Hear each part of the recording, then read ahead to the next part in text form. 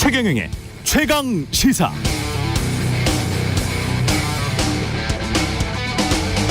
젤렌스키가 미국 연방의원이냐?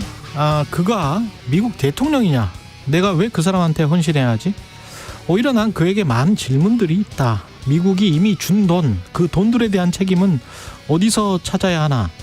러시아와의 전쟁에서 어떻게 이길 것인가? 계획은 있는가?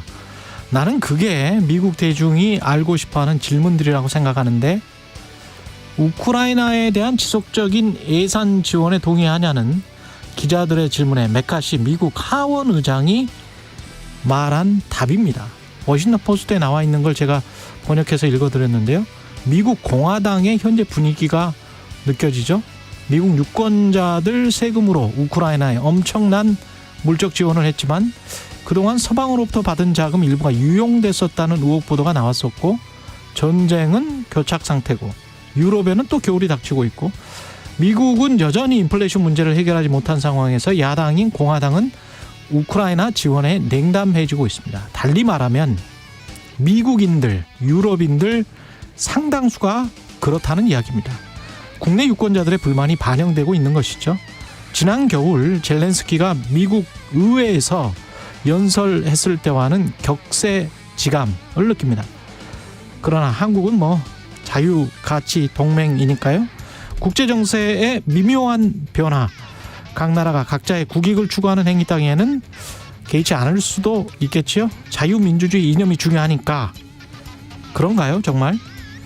자유가치 동맹의 수장격인 미국은 국민의 발언을 저해할 어떠한 법률도 만들 수 없다.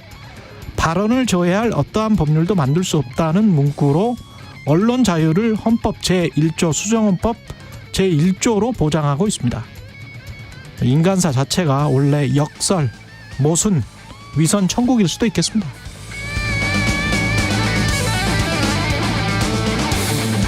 네, 안녕하십니까. 9월 21일 세상에 이익이 되는 방송 최경영의 최강시사 출발합니다. 저는 KBS 최경영 기자고요. 최경영의 최강시사 유튜브로도 실시간 방송합니다. 문자 참여는 짧은 문자 50원, 기본자 100원이 드는 샵9730 콩어플 무료고요. KBS 1라디오 채널 정치, 경제, 사회문화 등 다양한 명품 콘텐츠가 있습니다. 구독과 좋아요, 댓글 많이 부탁드리고요. 오늘 최강시사 김문수 경제사회노동위원장, 경사노위원장, 정년연장 둘러싼 논란을 좀 살펴보고요. 하태경의 정치인사이드, 배준영, 강선우 의원과 함께하는 토론 준비되어 있습니다.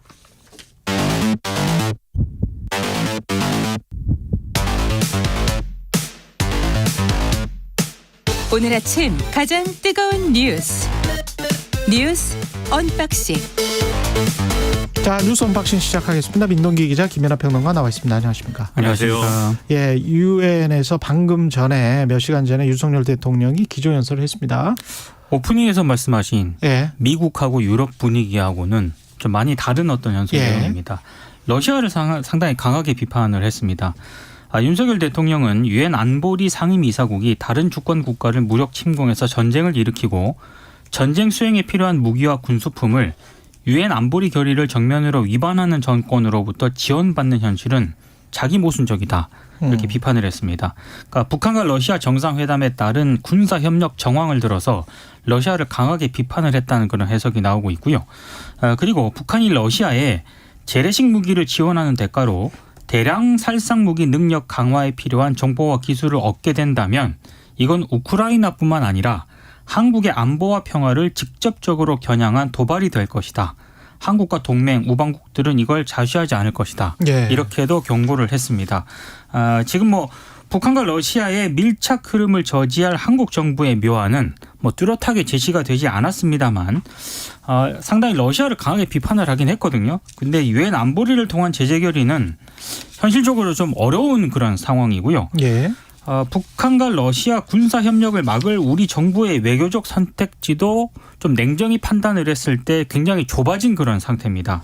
강경 비판을 한 것까지는 괜찮은데 그 이후에 한반도 평화 달성을 어떻게 달성을 할 것인가, 이거에 대해서 상당히 좀 고민을 해볼 필요가 있다라는 러시아가 생각이 전략적 파트너에서 이제 거의 적으로 돌변하고 있는 상황에서 그렇습니다. 어떻게 우리는 대처할 것인가? 네. 그 평가할 부분이 있고 우려를 표명할 부분이 있는데요. 일단 평가할 부분은 러시아에 대해서 할 말을 또 해야죠. 그러니까 러시아는 유엔 안보리 상임이사국 아닙니까? 상임이사국이 유엔이 결의한 이 내용에 대해서 완전히 충돌할 수도 있는 그러한 내용의 어떤 이 행동을 북한하고 같이 한다고 하면은 그건 당연히 거기에 대해서 목소리를 내야 되는 것이고. 그거 맞습니다. 특히 이제 북한은 우리하고 이제 밀접한 관계가 지금 있는 것이기 때문에 완전히 이제 맞닿아 있는 입장이기 때문에 우리가 또 여기에 대해서는 목소리를 낼 필요가 분명히 있죠. 그래서 그건 맞는데, 그러니까 지금 말씀하신 대로 그럼 앞으로 뭘 해야 되는 것이냐에 대해서는 지금 윤석열 대통령이 힘을 실은 대목, 그러니까 언론이 좀 주목한 대목은 유엔 안보리 개혁에 관련된 거예요. 그러니까 유엔 안보리에 지금 러시아랑 중국이 들어있기 때문에 그게 예를 들면 북한이 어떤 도발을 한다거나 뭔가 이제 나쁜 행동을 할 때 북한이 아니더라도 중국, 러시아의 국익과 맞는 어떤 국가들이 이제 국제사회가 받아들이기 어려운 것들을 했을 때 유엔 안보리가 제재할 수 없는 상황이 계속 이어져지 않았습니까? 피토권이 있기 때문에. 근데 중국은 뭐 이번에 북한, 러시아의 이런 움직임에 대해서 별다른 말을 안 하니까 중국은 그렇다 치더라도 러시아가 여기 들어있는 거는 이거는 말이 안 되는 거 아니냐라는 얘기가 있는 게 사실이에요. 근데 그래서 미국하고 이제 일본 쪽에서 얘기하는 게 뭐냐면 그러면 이제 러시아를 여기서 빼는 게 필요하다는 얘기를 계속 하는 거잖아요. 상임이사국에서. 그렇죠. 근데 빼면 누구를 집어넣는 거냐. 그 2차 대전 이후의 지금 체제잖아요. 그렇죠. 유엔 체제라는 것이. 그렇죠. 그래서 지난번에 사실은 G8에서 러시아를 빼버린 것처럼 유엔 이 안보리에서도 빼자라는 건데 그럼 누구를 넣어야 되냐 그러면 빼면 또 넣는 것도 있어야 되지 않습니까? G8은 사실은 유엔과 비교해서는 비공식적인 그렇죠. 것이죠. 그렇죠. 유엔은 완전히 공식적인 기구라서. 그렇죠. 그러니까 누굴 집어넣어야 될 거 아닙니까? 누구를 집어넣어야 됩니까? 러시아를 빼면?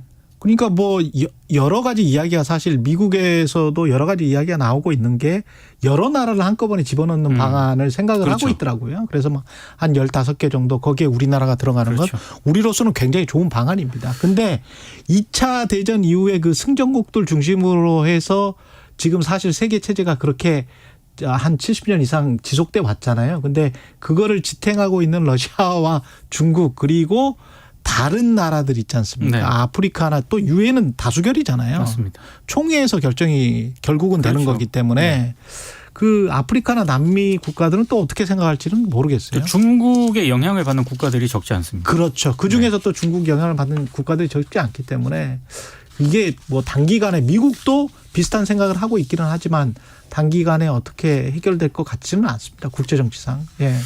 그러니까 지금 이제 같이 목소리를 안보리 개혁이 필요하다고 목소리를 내고 있는 게 이제 미국, 일본이지 않습니까? 그렇죠. 그러면 지금 말씀하신 것처럼 러시아나 중국에 가까운 국가들을 러시아 대신에 넣겠는가?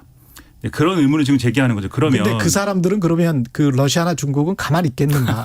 그렇죠. 그러니까 그런 구도라면 이게 자칫 제가 얘기하고 싶은 거는 자칫 잘못하면 이 안보리 개혁 논의가 러시아의 행위에 대한 러시아의 이런 부당한 행위에 대한 어떤 처벌 내지는 뭐 이런 걸 하는 거라기보다는 이 한 자리 어디가 더 가져갈 거냐 이런 구도 속에 들어가는 거고 사실 그 논의에 우리가 앞장선 것처럼 돼버릴 수가 있다. 그러면 이것에 대한 어떤 국익이라든가 우리의 이제 어떤 국제 외교에서의 위상이라든가 이런 것들이 어떻게 평가될 거냐도 한번 짚어볼 필요는 있다. 이런 생각이 들어서 이제 그 말씀 드리는 겁니다. 우리가 자꾸 그 인도랄지 터키랄지 이스라엘을 주목하라는 게 특히 이스라엘 같은 경우는 미국과 얼마나 가깝습니까? 그렇죠. 얼마나 가까워요. 그거는 뭐 거의 미국 사람들이 이스라엘을 뭐 거의 자기 나라처럼 지금 도와주고 있고 보호해주고 있잖아요. 근데 이스라엘이 우크라이나에 하는 거 보십시오. 무기를 그냥 뭐 갖다 줍니까? 방어와 관련된 것들 조금 주고 러시아에 일정 정도 상당히 왜냐하면 러시아와 지금 협력을 하는 그 상황이 이스라엘로서는 굉장히 중요하거든요. 중동 방어에 있어서 중요해요. 이스라엘로서는. 근데 우리도 사실은 똑같은 상황이잖아요. 북한을 제대로 제어하는데 러시아도 필요하고 중국도 필요한 상황이었는데 왜 우리는 이스라엘처럼 못했을까? 그렇다고 이스라엘이 미국으로부터 핍박을 받나? 그럼 그것도 아니에요. 여전히 뭐 미국 조야에서는 이스라엘이 아주 중요하죠. 그리고 우리도 중요한 나라잖아요. 미국에게. 그러면 적절한 어떤 우리의 국익을 지킬 수 있는 그런 것들이 뭐가 있을지에 관해서 정부가 뭔가 해답을 내놔야 되는데 그런 게 없어서 조금 안타깝다는 거죠. 그게 좀 아쉬운 거죠. 가령 일본이 자기를 넣어달라고 할 때는 어떻게 할 것이냐 이런 골치 아픈 문제가 생길 수 있으니까 그렇지. 뭐 상당히 중심을 잘 잡아야 된다는 겁니다. 그것도 뭐 몇 년 전에 논의가 됐었습니다만은 일본은 패전국이잖아요. 그렇죠. 2차 대전 그 시스템으로 보면 네. 그렇죠. 그럼 패전국이고 제국주의 국가였고 우리를 식민지화했던 나라가 상임이사국에 뭐 한 15개에 들어간다. 근데 우리는 만약에 못 들어간다. 이거는 또 말이 안 되잖아. 그거는 참을 수 없잖아. 그렇죠. 그러면 그런 측면들이 있어요. 근데 일본의 잘 아시겠지만 국제 정치에서 파워가 우리보다는 훨씬 더 지금 센 거는 사실이거든요. 그렇죠. 이런 거 저런 거를 좀 많이 생각을 하겠죠. 용산에서도. 예. 오늘 이재명 민주당 대표 체포동의안 표결에 들어갈 것 같습니다. 네. 그죠? 오늘 표결을 네. 하는데요. 어제 이재명 대표가 페이스북에 글을 썼습니다. 명백히 불법 부당한 체포동의안의 가결은 정치검찰의 검찰의 공작 수사에 날개를 달아줄 것이다. 이렇게 썼거든요. 그러니까 사실상 부결을 호소했다. 이런 평가가 나오고 있습니다. 언론들은 석 달 전 이재명 대표가 했던 불체포 특권 포기 약속을 뒤집었다라고 강하게 비판을 하고 있고요. 일단 이재명 대표는 검찰의 영장 청구가 정당하지 않다면 삼권 분립의 헌법 질서를 지키기 위한 국회의 결단이 필요하다. 이런 점을 강조를 했고요. 그것이 검찰의 정치 개입과 헌정 파괴에 맞서는 길이라 확신한다. 이렇게 이제 페이스북에 글을 썼습니다. 근데 일단 언론들의 해석을 보니까 국민의힘과 정의당이 전원 찬성표를 던진다고 전제를 했을 때 예. 민주당 의원 가운데 한 최소 28명가량이 찬성표에 합류를 하게 되면 체포동의안이 가결이 되거든요. 그러니까 이재명 대표가 이렇게 전격 호소하는 글을 올린 것은 당내 이탈표를 좀 최소화하려는 의도 아니냐, 뭐 이런 해석을 좀 하고 있는 것 같고요. 아무튼 흔히 말해서 진보 보수 언론 뭐 다 이재명 대표가 지난 6월 약속한 것과 이번 말은 다르다는 점을 집중적으로 좀 많이 비판을 하고 있고요. 민주당이 일단 뭐 당론으로 뭐 가결을 한다, 부결을 한다 이렇게 정하지는 않았습니다. 의원들이 각자 투표를 할 것으로 보이고요. 오늘 이재명 대표 체포동의안 표결에 앞서서 먼저 이제 한덕수 총리 해임 건의안 있지 않습니까? 예. 이 표결이 먼저 이뤄질 일단 예정입니다. 전반적인 분위기가 어제 말씀드렸듯이 이제 부결 쪽으로 많이 이제 기울었다라고 봤는데 왜 이재명 대표는 이런 글을 또 올렸는지 사실 그 정치적 맥락이 잘 이해는 안 됩니다. 왜냐하면 지금 이제 28표 말씀하셨잖아요. 그렇죠. 근데 28표 중에서도 다 말을 안 했었어야 된다 이렇게 생각하세요? 아니면은 그거는 가결적으로 해서 내가 떳떳하게 구속영장을 한번 영장 실질심사를 받겠다. 나는 떳떳하다 이렇게 말해야 된다고 생각하세요? 어떻게 해야 된다라는 거는 정치에서 말하기 어려운 건데 제가 이재명 대표면은 차라리 병상에 누워서 가결시켜 달라. 내가 갈 테니까 내가 약속한 대로 불체포 특권 포기할 테니까 여러분이 가결시켜 달라고 얘기할 것 같아요. 그렇게 해야 예를 들면 지금 단식의 진정성이나 이런 거를 갖고 국민의힘에서 계속 공격하지 않습니까? 그리고 심지어 유튜브에서 그건 단식이 아니고 디톡스다 이렇게 주장한 사람을 영입을 하고 뭐 이러지 않습니까? 그런데 그 병상에 누워가지고 그런 메시지를 내놓으면 국민들도 단식에 뭔가 진정성이 있었나 보다. 이게 방탄 당식이 아니었구나 이렇게 생각할 거 아닙니까? 저 같으면 그렇게 할 텐데 이재명 대표는 제가 아니니까 무슨 계산으로 이렇게 얘기하는지는 모르겠어요. 근데 예를 들면은 그렇게 가결을 요청하는 게 정 힘들다라고 하면 아무 말 안 해도 되는 거 아닙니까? 그러니까 28표가 그렇게 이제 불안한 거냐에 대해서 28명이 다 찬성을 해야지 그게 불안한 게 되는 것이지. 지난번에도 보면은 다 찬성한 게 아니잖아요. 그중에 기권하는 사람, 무효표 만든 사람 여러 명으로 갈리지 않습니까? 그러니까 이 28표가 그렇게 불안한 거냐도 의문인 것이고 그리고 이걸 제가 볼 때는 민주당 의원들도 막 당황했을 거예요. 왜냐하면 지도부에서 어제 의원총회 할 때도 부결로 당론으로 부결을 정하는 것까지는 아니지만 부결하는 방향으로 가자고 얘기를 하지 않습니까? 그렇죠. 그리고 거기에 대한 의원들의 총리를 모으면서 뭔가 이재명 대표가 단식까지 하는데 이걸 우리가 가결을 시켜야 되냐 뭐 이런 분위기가 팽배해진 거 아닙니까? 그렇죠. 그런 상황에 굳이 얘기를 하는 바람에 오늘 언론을 쭉 보니까 분석이 이제 두 가지로 나뉘어요. 그 대표가 부결까지 해달라는 마당에 민주당에서 이탈표 나오겠느냐 쐐기를 이렇게 박았는데 아마도 부결이 100% 될 것이다 이런 시각도 있는 반면 오히려 이재명 대표가 이 얘기를 하면서 이른바 사법 리스크라든가 이런 것들이 더 부각이 되니까 그렇죠. 그것이 부담스러워서 이른바 비명계 쪽에서는 더 가결시키려고 할 거다 이런 얘기 또 한쪽에서 하고 그렇죠. 뭐 이러거든요.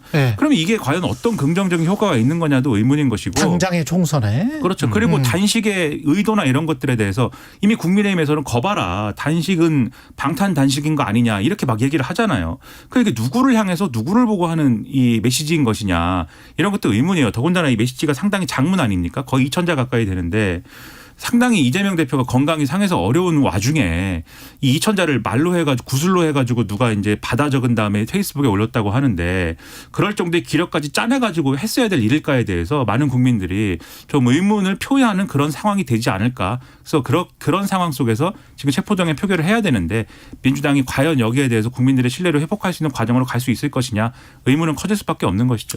정치적 국가에 관해서는 뭐 온전히 민주당과 이재명 대표의 몫이 되겠죠. 네. 그리고 지금 현재 이제 아마 그런 판단도 했을 거예요. 검찰이 그동안에 쭉 한 1년여 동안 나왔던 그런 어떤 모습들 그런 것들이 국민들에게 역으로 어떤 동정표를 좀 받을 수 있지 않을까 지금 정도면 그런 판단을 했을 수도 있죠. 근데 거기서 이제 한 가지만 더 말씀드리면 그러니까 이 법적으로 이제 어떻게 하는 거냐의 법적 방어를 어떻게 하느냐는 당연히 이제 이재명 대표의 대응이 맞을 수도 있는데 문제는 항상 얘기하는 건 정치적 문제 아니겠습니까? 그렇죠. 지금 대다수의 언론 오늘 이거 이재명 대표가 잘했다고 쓴 언론은 단 하나도 없습니다. 제가 본 신문 중에서는 다 잘못했다고 쓰는데 특히 한겨레, 경향 이런 논조가 그래도 이제 좀 뭐랄까요 진보적이다라고 하는 신문들이 있지 않습니까? 이 신문들에서 공통적으로 지적하는 게 그럼 지난번에 교섭단체 대표연설은 왜 불체포특권 포기를 왜 얘기했냐? 왜냐하면 그때 얘기한 게 지금 민주당의 해설은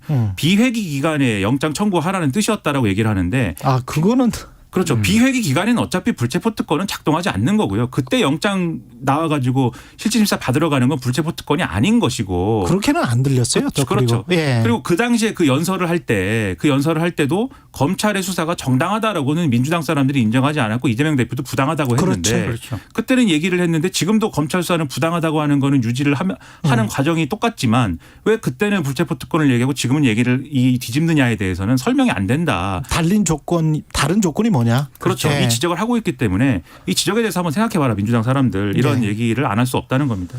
그리고 이균영 대법원장 후보자 청문회가 종료 오늘 청문 보고서 채택 논의를 한다고 합니다. 근데 일단 야당 쪽에서는 좀 부정적인 기류가 강한 것 같습니다. 어제 또 새로운 의혹이 하나 제기가 됐는데요. 장녀 있지 않습니까? 장녀가 생활비 지원 명목으로 해외 송금을 받던 시기에 국내 펀드에 수천만 원을 투자한 것으로도 확인이 됐습니다. 장녀가 생활비 지원도 받고 이건 또 돈이 남아서 수천만 원을 또 투자하고 그렇습니다. 원래 이제 첼리스트로 알려져 있는데요. 장녀가 코로나19 때문에 국내에 머물면서 활동을 했던 시기가 2020년에서 2022년이거든요.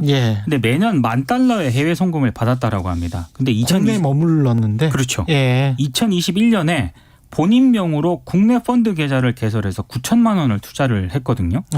이게 좀 이상한 그런 대목이다라는 그런 지적이 있고요. 특히 이 후보자가 제출한 인사청문 자료를 보니까 2021년에 이 장녀가 벌어들인 소득이 3,123만 원이에요. 그러니까 펀드 투자 금액인 9천만 원에는 턱없이 모자라는 금액이지 않습니까? 이거는 또 뭐냐 이런 의혹이 제기가 되고 있는 그런 대목이고요. 특히 이 민주당 김승남 의원이 제출받은 자료를 보니까 이 장녀가 국내 체류하던 기간에도 이 후보자의 배우자가 이 장녀에게 해외 생활비 명목으로 2020년에 $10,000, 2021년에도 $10,000, 2022년에는 $9,000 이렇게 송금을 했다는 겁니다. 그러니까 국내에 머물고 있는데도 생활비 명목으로 해외 송금을 통해서 증여를 했다는 건데 이거는 증여세 탈루 아니냐 이런 의혹을 제기를 하고 있는 겁니다. 네, 여기에 대해서 다 잘 몰랐다예요. 해명이. 해명이 몰랐답니다. 그러니까 법을 이렇게 모르면 우리는 판사, 검사 뭐 이런 분들이 법을 잘할 거라고 생각하는데 일상에서 법을 이렇게 하나도 모르면 어떻게 판결은 하며 대법원장은 어떻게 합니까? 큰돈이 아닌가 보죠. 본인 입장에서는. 뭐 그럴 수도 있겠는데 근데 아무리 그렇다고 해도 이게 부자들은 저의 어떤 그 뭐랄까요 생각 속에는 부자들은 더 돈을 더 아끼지 않을까 이런 생각도 있는데 편견이에요. 그렇죠. 이렇게 돈을 뭐 이렇게 허술한 사람들인지 저는 몰랐는데 이러다 보니까 모든 것들에 대해서 이 본의 아니게 됐다라는 점에 대해서 제가 볼 때 중앙일보 사설이 오늘 이렇게 쓰고 있습니다. 이게 보통 사람의 변명은 될 수 있을지언정 법을 다루는 공직자에게는 어울리지 않는다라고 쓰면서 실망스럽다.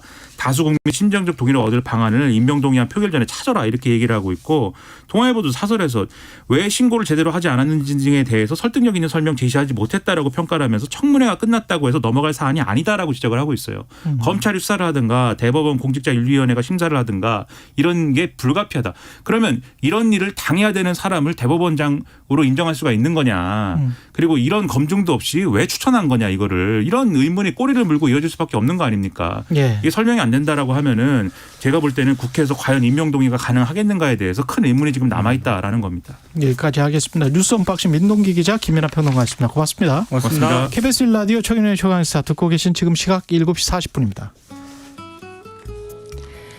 아침 기온상 많이 선선해졌습니다. 내일도 서울의 아침 기온 16도로 기온이 더 떨어져서 이렇게 좀 쌀쌀함을 느낄 수가 있겠습니다. 일교차도 크게 벌어지니까 건강 관리에 유의하셔야겠습니다.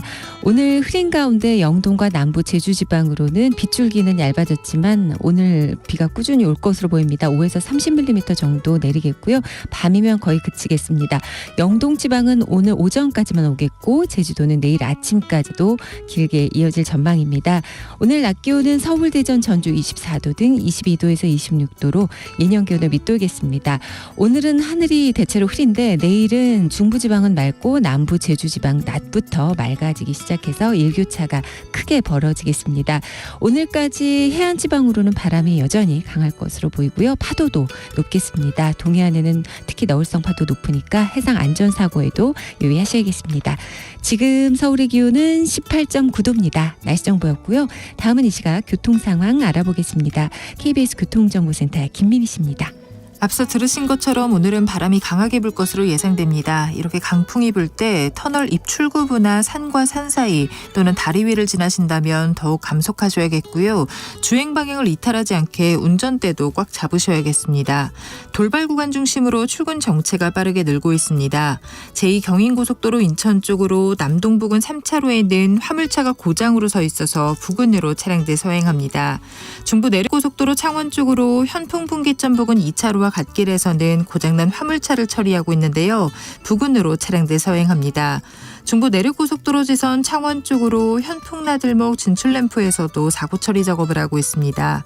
경부고속도로 서울 방면으로 양산휴게소 진출램프 갓길에서도 사고 처리 작업을 하고 있고요. 반대 부산 쪽으로 남구미 부근 사고 역시 갓길로 옮겨져서 처리 작업을 하고 있습니다. KBS 교통정보센터였습니다. 오늘 하루 이슈의 중심. 당신의 아침을 책임지는 직격 인터뷰. 여러분은 지금 KBS 1라디오 최경영의 최강시사와 함께하고 계십니다. 네, 한국노총이 최근에 65세 정년 연장 국민동의 청원을 올렸는데요. 5만 명 이상의 동의를 얻어서 국회에서 논의가 진행되게 됩니다. 재계 노동계 각계 각층 입장은 어떤지 김문수 경제사회노동위원회 위원장 나오셨습니다. 안녕하세요. 예, 반갑습니다. 네, 반갑습니다. 지금 한국노총의 주장은 국민연금 수급 개시 연령이 65세니까 네. 그것과 법정 정년을 65세로 지금은 60세죠. 그렇습니다. 예, 그렇게 이제 했는데 경산노의 다양한 의견들이 지금 들어오고 있습니까? 어떻습니까? 의견 이게 지금도 들어오지만은 예. 이게 오래된 숙제입니다. 전 세계적인 숙제입니다. 그렇죠. 예. 예. 어떻게 지금 논의는 어떻게 하실 계획이세요? 무슨 자문이나 뭐 이런 것들을 구성을 합니까? 우리는 뭐 자문도 물론 많이 하지만은. 예. 경제사회노동위원회는 우선 노총이 한국노총이 참여하고 예. 또 경총 사용자단체 그렇죠. 경총이 참여하는 것이 기본이고요. 예. 거기에 고용노동부 장관 예. 또 뭐 기재부 장관 그렇죠, 뭐 이런 그렇죠. 분들이 같이 예. 다 참석해서 정부 쪽 인사 노사정이 예. 참석해서 논의하는 것이 제일 기본 그 시스템입니다. 근데 지난번에 광양제철 그 집회 때문에 네.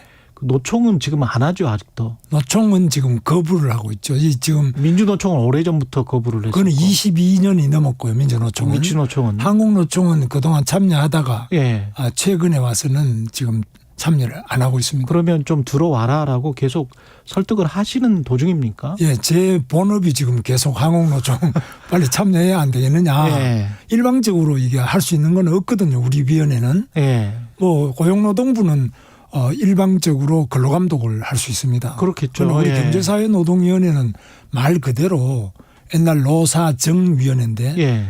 노가 빠지든지 사가 빠지든지 정부가 빠지면 세 바퀴인데 이 세 바퀴 중에 한 바퀴만 빠지면 못 세 돌아. 바퀴. 예.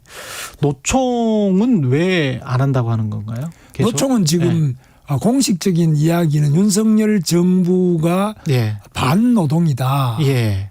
반노동 정부다. 예. 예. 노동조합에 아주 지나치게 노동 존중을 안 하기 때문에 노동 탄압을 하고 있다. 예. 탄압이다. 그들의 주장은 노동 예. 존중을 안 하니까 노동 존중을 안 노동 한다. 존중할 때까지 하겠다. 근데 뭐 저는 뭐 꼭 존중 안 하는 게 뭐 있느냐. 윤석열 대통령 지난 예. 대선 때 항공노총은 지지도 안 했지만은 윤석열 예. 대통령이 당선된 이후에 항공노총을 직접 여의도로 방문해서 예. 노총은 나의 친구다. 이 정도 이야기했으면 상당히 친노동 아니냐.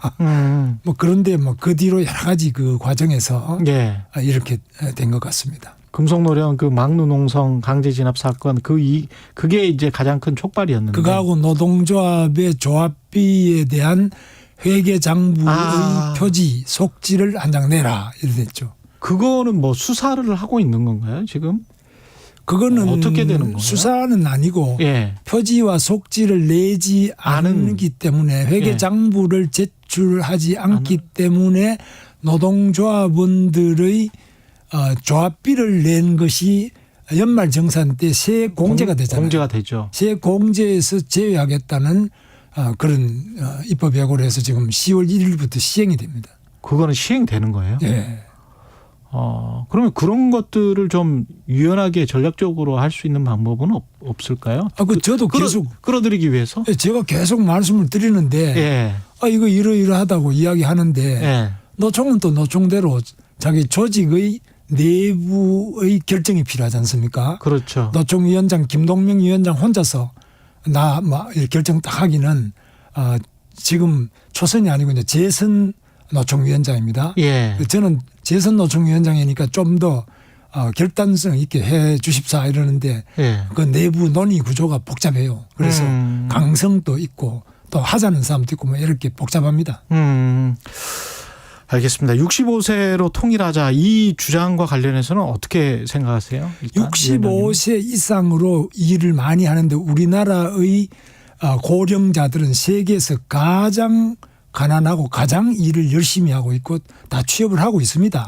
그런데 이제 노총이 이번에 입법 청원을 낸 거는 정년을 65세까지 늘리자. 현재 60세를 65세까지 5년 동안 정년만 늘리자고 법안을 내는데 그러면 65세까지 정년을 늘리면 임금을 피크제로 해가지고 뭐 임금을 좀 이렇게 낮추면서 정년을 늘리자 이러면 대화가 되잖아요. 그런데 지금 우리나라는 연공급이기 때문에 60세보다는 61세가 호봉이 또 올라가고요. 그렇겠죠. 62세 또 올라가고 계속 임금을 상승하면서 정년 또 65세까지 5년 늦추자. 그러면 기업이 견디지 못하죠. 기업 입장에서는 받아들일 수가 없을 거고. 그러면 그것이 어떤 균형점 합의가 되는 어떤 상황이면 충분히 정년 연장을 해도 무방하겠다 그런 입장이신가요? 그렇습니다. 정년 연장 방식이 아니고 이제 일본의 경우를 보면요. 일본이 바로 이 정년이 길고 또 수명이 길잖아요. 우리는 지금 더 길게 나가고 있습니다만. 그런데 일본보다도 사실상 우리나라 고령자가 더 열심히 일하고 있습니다. 더 가난하고요.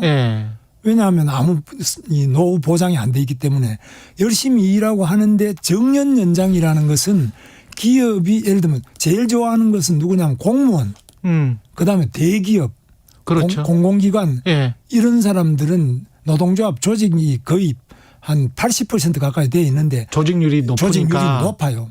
그런데 이 공무원들이 지금 60세인데 65세까지 계속 올라간다. 그러면 찬성하겠죠. 청년들을 첫째 못 뽑잖아요. 그럼 청년을 안 뽑고 나이 든 사람만 계속 65세까지 늘린다. 뭐 KBS 마찬가지죠. 계속 65세 정년되면 젊은 사람들은 못 뽑을 거 아니에요. 기자나 그렇죠. 아나운서 못 뽑으면. 그렇죠. 그럼 이게 거기다 봉급은 또 계속 올려준다. 이럴 때 이 과연 기업이 유지가 되느냐. 또 정부가 이 예산을 어떻게 감당하느냐. 이런 애로사항이 있습니다. 그런데 이제 중소기업 있지 않습니까? 예, 그렇죠. 영시한 중소기업은 뭐 나이 20이고 30, 40 들어오자마자 며칠 만에 다 나갑니다. 그래서 정년까지 있는 사람이 별로 없어요. 그래서 정년 연장을 2013년에 58세에서 60세로 늘렸는데 58세에서 60세로 2년 늘렸는데 2년 늘리고 나니까 그 이후에 오히려 훨씬 더 많은 퇴직자가 중도 퇴직을 해버렸어요. 왜냐하면 너무 임금이 계속 올라가니까 중간에 압박을 받아가 기업이 유지를 못하니까 중도 퇴직자가 더 늘어버렸습니다. 어느 정도 늘었냐면 경총의 발표에 의하면은 오히려 정년 연장한 다음에 76%나 중도 퇴직이 늘어버렸어요. 근데 지금 말씀을 쭉 듣다 보니까 그런 1번 이야기도 하셨고 그랬는데 가령 이렇게 생각할 수도 있지 않습니까? 가령 임금을 뭐 50% 정도 내리고 뭐 계속 고용을 하는데 기업 입장에서는 하던 일을 계속 하던 사람 능숙한 노동자가 뭐 요새는 굉장히 건강하니까요. 임금을 뭐 30%나 50%나 아주 싸게 주고 기업 입장에서는 고용을 하고 그렇게 되면 청년 고용률이 일본 같은 경우도 그렇고 임금도 그렇고 청년 임금도 그렇고 한국보다 오히려 낮거든요. 대졸자 임금이. 그렇습니다. 그거는 일본은 지금 이렇게 말씀하신 대로 계속 고용을 하고 있는데 오히려 그게 청년 고용이나 청년 임금에 도움을 주는 게 아니고 청년이 뭐 제대로 된 일자리를 못 얻고 오히려 노년 쪽에서는 저임금으로 그냥 계속 일을 하고 기업은 그 과실을 그냥 가져가는 그런 시스템이 영속될 수 있는 거 아닌가요? 그래도 이제 청년들은 아시다시피 지금 청년 실업률이 굉장히 높아서 실업률은 높지만 청년들의 그렇죠. 눈높이가 아주 높아져 있고요. 노인들은 지금 동네 골목에서 쓰레기를 주워 가지고도 그 일을 하려고 하잖아요. 그렇죠. 노년층이 지금 적응할 수 있는 거하고 청년들은 조금 눈높이가 높은 상태이기 때문에 이런 부분들은 조화를 이룰 수 있는데 방금 이제 말씀하신 것처럼 노령자들이 정년 이후에 60세 이후에 65세까지는 임금을 자기가 조정할 수 있다. 그렇죠. 이러면은 그건 이제 대화가 되는데 지난 10년 전에 2013년에 정년 2년 늘릴 때도 임금은 하나도 조정 안 하고 정년만 2년 늘었어요. 그러니까 이제 경총 같은 기업인 단체에서는 절대로 그런 거는 이제 안 하겠다. 이렇게 봅니다. 저는 개인적으로는 연공 서열식보다는 그 해외에서 하는 것처럼 서양에서 하는 것처럼 그렇게 뭐 능력제로 그렇게 하는 게 바람직하다. 장기적으로는 그렇다라고 보는데 그럼에도 불구하고 서구와 비교를 해보면 사회복지망도 우리가 훨씬 더 적고 그리고 취업을 했다가 재취업을 하고 다른 데로 이직하고 할 때 그 어떤 기업에서의 문화 그다음에 임금을 그러면 그만큼 또 올려줘야 되잖아요. 임금이 아주 능력이 있을 때는 올려줘야 되는데 한국은 또 그거는 또 되게 또 기업들이 싫어한단 말이죠. 그러면 이제 그런 것들이 같이 좀 균형을 가지면서 이렇게 경사노위가 이끌어 주셨으면 좋겠는데 능력급제, 성과급제를 장기적으로 뭐 10년 후 20년 동안 우리가 문화를 만들어 보자. 그건 저는 찬성하거든요, 사실. 그리고 많은 청취자분들도 찬성하실 것 같아요. 근데 청년층과 이 노년층 사이에 어떤 균형도 맞춰야 되고 그게 청년 취업에도 도움이 되는 방향, 양질의 일자리 제공 그런 어떤 뾰족한 묘안이 있는 겁니까? 아니면 그냥 일단 65세로 늘리고 그냥 임금을 좀 낮추면 그러면 기업들의 수급에 지금 당장의 수급에 도움이 될 것 같으니까 일단 그렇게 하자라는 겁니까? 방금 이제 말씀하신 연공급보다는 직무 성과급. 직무 성과급 이게 이제 윤석열 대통령이 이야기하는 노동개혁의 두 가지 중에 하나죠. 그러니까 가장 중요한 노동개혁 과제인데 그렇게 고쳐지면 좋겠는데 그게 자본주의니까 뭐 정부가 마음대로 할 수는 없잖아요. 못하죠. 그렇죠. 그래서 우리나라 노동조합은 어떠냐? 노동조합은 주로 고령층이 많아요. 현대자동차만 하더라도 그렇고 네. 공무원도 그렇고 요즘 청년들 출생률도 적고 취업률도 낮고 청년들이 못 들어오고 있기 때문에 거의 네. 안 뽑잖아요. KBS도 마찬가지죠. 네. 청년들이 거의 들어올 틈이 없고 나이 든 사람들이 노조의 중심이 되어 있기 때문에 네. 나이 든 사람 중심으로 정년 연장에는 관심이 많은데 네. 나이 든 사람이 정년이 길어지면서 또 월급을 깎자 그러면 이게 노조 집행부가 무너질 겁니다. 그러니까 그 소리를 못 하는 겁니다. 지금 한국노총이 그런 식으로 임금에 대한 거는 못 깎고 그냥 정년만 5년 늘리자 이런 법안을 냈는데 이 법안이 통과될 수가 저는 한노위에서 뭐 논의를 하겠죠. 이제 논의를 하는데 그 되기가 거의 어려워. 왜냐하면 네. 임금을 주는 거는 기업이 줘야 되는데 네. 그거 주다가는 정년 5년 늘리고 임금은 계속 호봉제로 계속 올라가면은 그거는 기업이 맞는 못 말씀. 견디는 거예요. 예, 그거는 맞는 말씀인 것 같고 합리적인 균형점을 좀 찾았으면 좋겠습니다. 예, 그게 이제 대화를 통해서 해야 되는데 그러려면 이제 노총이 이 경사노위에 들어와야 되는데 안 들어오고 있어. 그게 참 답답합니다. 경사노위도 좀 마음을 많이 열어주십시오. 정말. 우리는 활짝 열고 있습니다. 매일 열고 있습니다. 예. 언제나 열려 있습니다. 알겠습니다. 예, 김문수 경제사회노동위원회 위원장이었습니다. 고맙습니다. 예, 감사합니다. 예.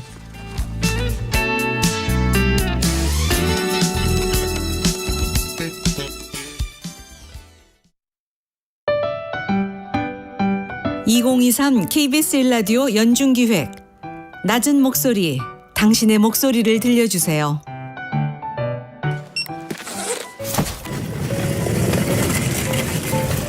안녕하세요. 저는 송파동에서 택배업하고 있는 신재광입니다. 저는 한 20년 정도 됐습니다. 많을 때는 한 450개 정도 하고요. 요즘에는 하루에 아침 7시에 나와가지고 들어가는 시간은 한 8시 정도 되는 거예요. 쉬는 시간은 이제 점심 먹을 겸 해서 이제 잠깐 쉬는 시간 한 30분 쉬고요. 힘든 거는 뭐 이제 물량 자체가 큰 물량들이 막 올 때가 있어요. 무거운 물량. 에어컨이 이제 큰 에어컨도 있고 치력이 없는 에어컨 그런 거나 아니면은 공기청정기 그런 거는 이렇게 박스에 보면 사실상 2리터라고 이렇게 박스에 써 있거든요. 근데 그 저희는 혼자 들어서 5층도 올려야 되고 하니까 그게 제일 힘들어요.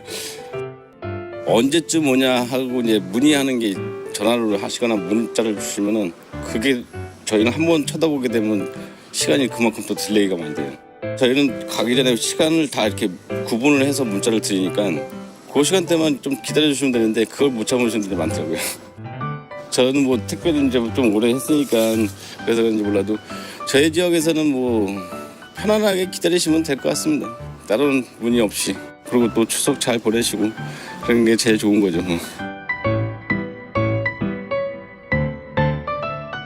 서로를 좀 더 이해하고 갈등을 줄여갈 수 있길 희망합니다.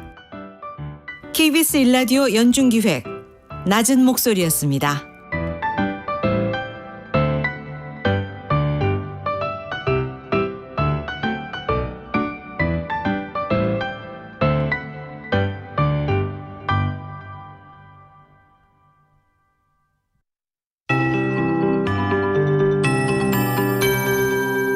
KBS 58분 날씨.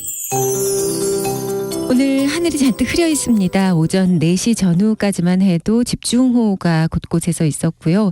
서울을 포함한 서쪽 지방은 비가 모두 그친 상태입니다. 남부 지방은 오늘 비가 더 이어지다가 오후 또는 적어도 밤에는 모두 그치겠습니다. 오전에 곳곳에 빗방울이 떨어지는 곳 있겠고 제주도는 내일 아침까지 비가 내릴 가능성이 있습니다. 오늘 예상 강우량 5에서 30mm 정도가 되겠습니다.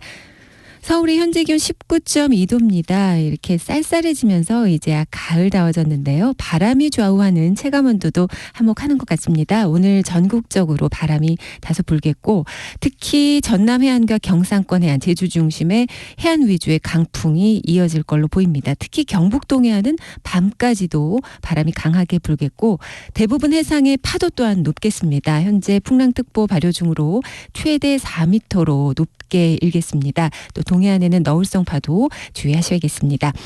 낮 기온이 오늘 서울과 대전, 전주 24도, 강릉, 대구 23도 등 비교적 선선하겠습니다. 22도에서 26도 분포고요. 내일은 중부지방은 대체로 맑겠고 남부지방은 흐린 뒤에 낮부터 맑아지겠습니다. 아침 기온이 서울 16도까지 내려가고 낮 기온은 서울 27도 등으로 일교차가 크게 벌어지겠습니다. 지금 서울의 기온은 19.3도입니다. 강혜종입니다.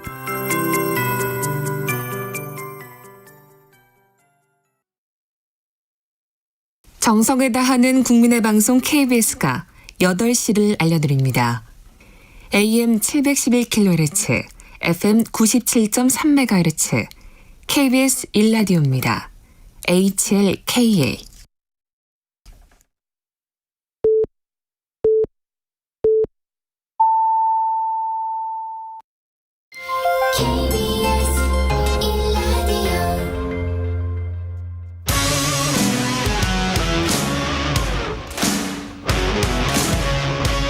오늘 하루 이슈의 중심 최경영의 최강 시사.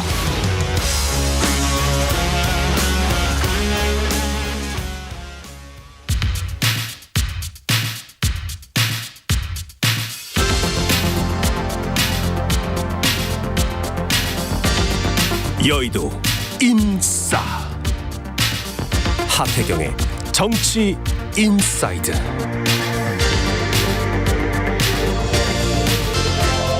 네, 여의도의 정치인싸 하태경의 정치인사이드. 국민의힘 하태경 의원 매달 월간으로 모셔서 여의도 정치의 뜨거운 현안들 예리한 하태경 의원의 시각과 말로 풀어보고 있습니다. 오늘도 하태경 국민의힘 의원 나오셨습니다. 안녕하십니까? 예, 안녕하십니까? 유엔 총회 기조연설이 몇 시간 전에 있었고요. 예. 예. 그 어떤 수위로 언급할지 주목이 됐었는데 가장 눈길을 끈 대목은 어느 부분이었습니까? 그렇죠. 그 러시아를 직접적으로 이제 때렸죠. 그 러시아가 지금 북한과 무기 거래할 것 같다는 그것은 이제 외신은 도발 이렇게 프로보케이션 이렇게 그 부분을 역시 다 헤드라인으로 잡기는 했더라고요. 예. 저 이제 사실 두 가지 측면인데 예.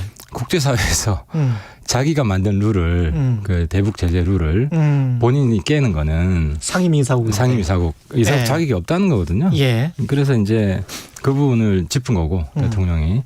그리고 이제 뭐 북한에 무기를 실질적으로 제공할 경우에 아직은 구체적인 정황만 있지 이제 근거는 없기 때문에 나타날 경우에 이제 대통령 말씀하시는 원칙이 힘에 의한 평화 아닙니까? 힘에 의한 평화가 북한만 적용되는 게 아니다. 러시아에도 적용이 된다는 거죠. 예. 이게 또 다른 주요 축이 부산 엑스포 유치인데요. 이번 유엔 한 30개국 정상들을 만난다고 하는데 그 짧은 시간에 4박 6일이면 사실은 체류하는 시간은 뭐 이틀 정도밖에 안 될 것 같은데 그 30개국을 만나서 이렇게 눈인사하고 사실 뭐 덕담하고 이게 큰 도움이 될까요? 어떻게 보십니까? 대통령한테 직접 들으면 도움이 되죠. 저도 이제 의원들 외교를 하잖아요. 예. 만나면 주로 내각제가 많아요. 의원들이 장관하는 경우가 많고 장관한테 우리 정치인들이기 때문에 막 이렇게 기자들처럼 안 하거든요. 여기 내 지역구다. 네가 도와줘야 된다. 바로 이해하거든 정치인이기 때문에. 그런 거죠. 그래서 내 지역구다. 돌려서 이야기를 안 하는 거야? 돌려서 얘기 안 하죠. 그래서 이건 내 편이냐 도와달라. 부산은 이런 의미가 있다. 뭐 이렇게 해서 대통령이 예스를 하면 나중에 뒤집기가 어려워요. 그 다음에는 그럼 우리는 카운트를 하는 거고. 우리 대통령한테 직접 확인한 의사는 우리는 동그라미 치는 거고. 카운트가 될 수 있죠.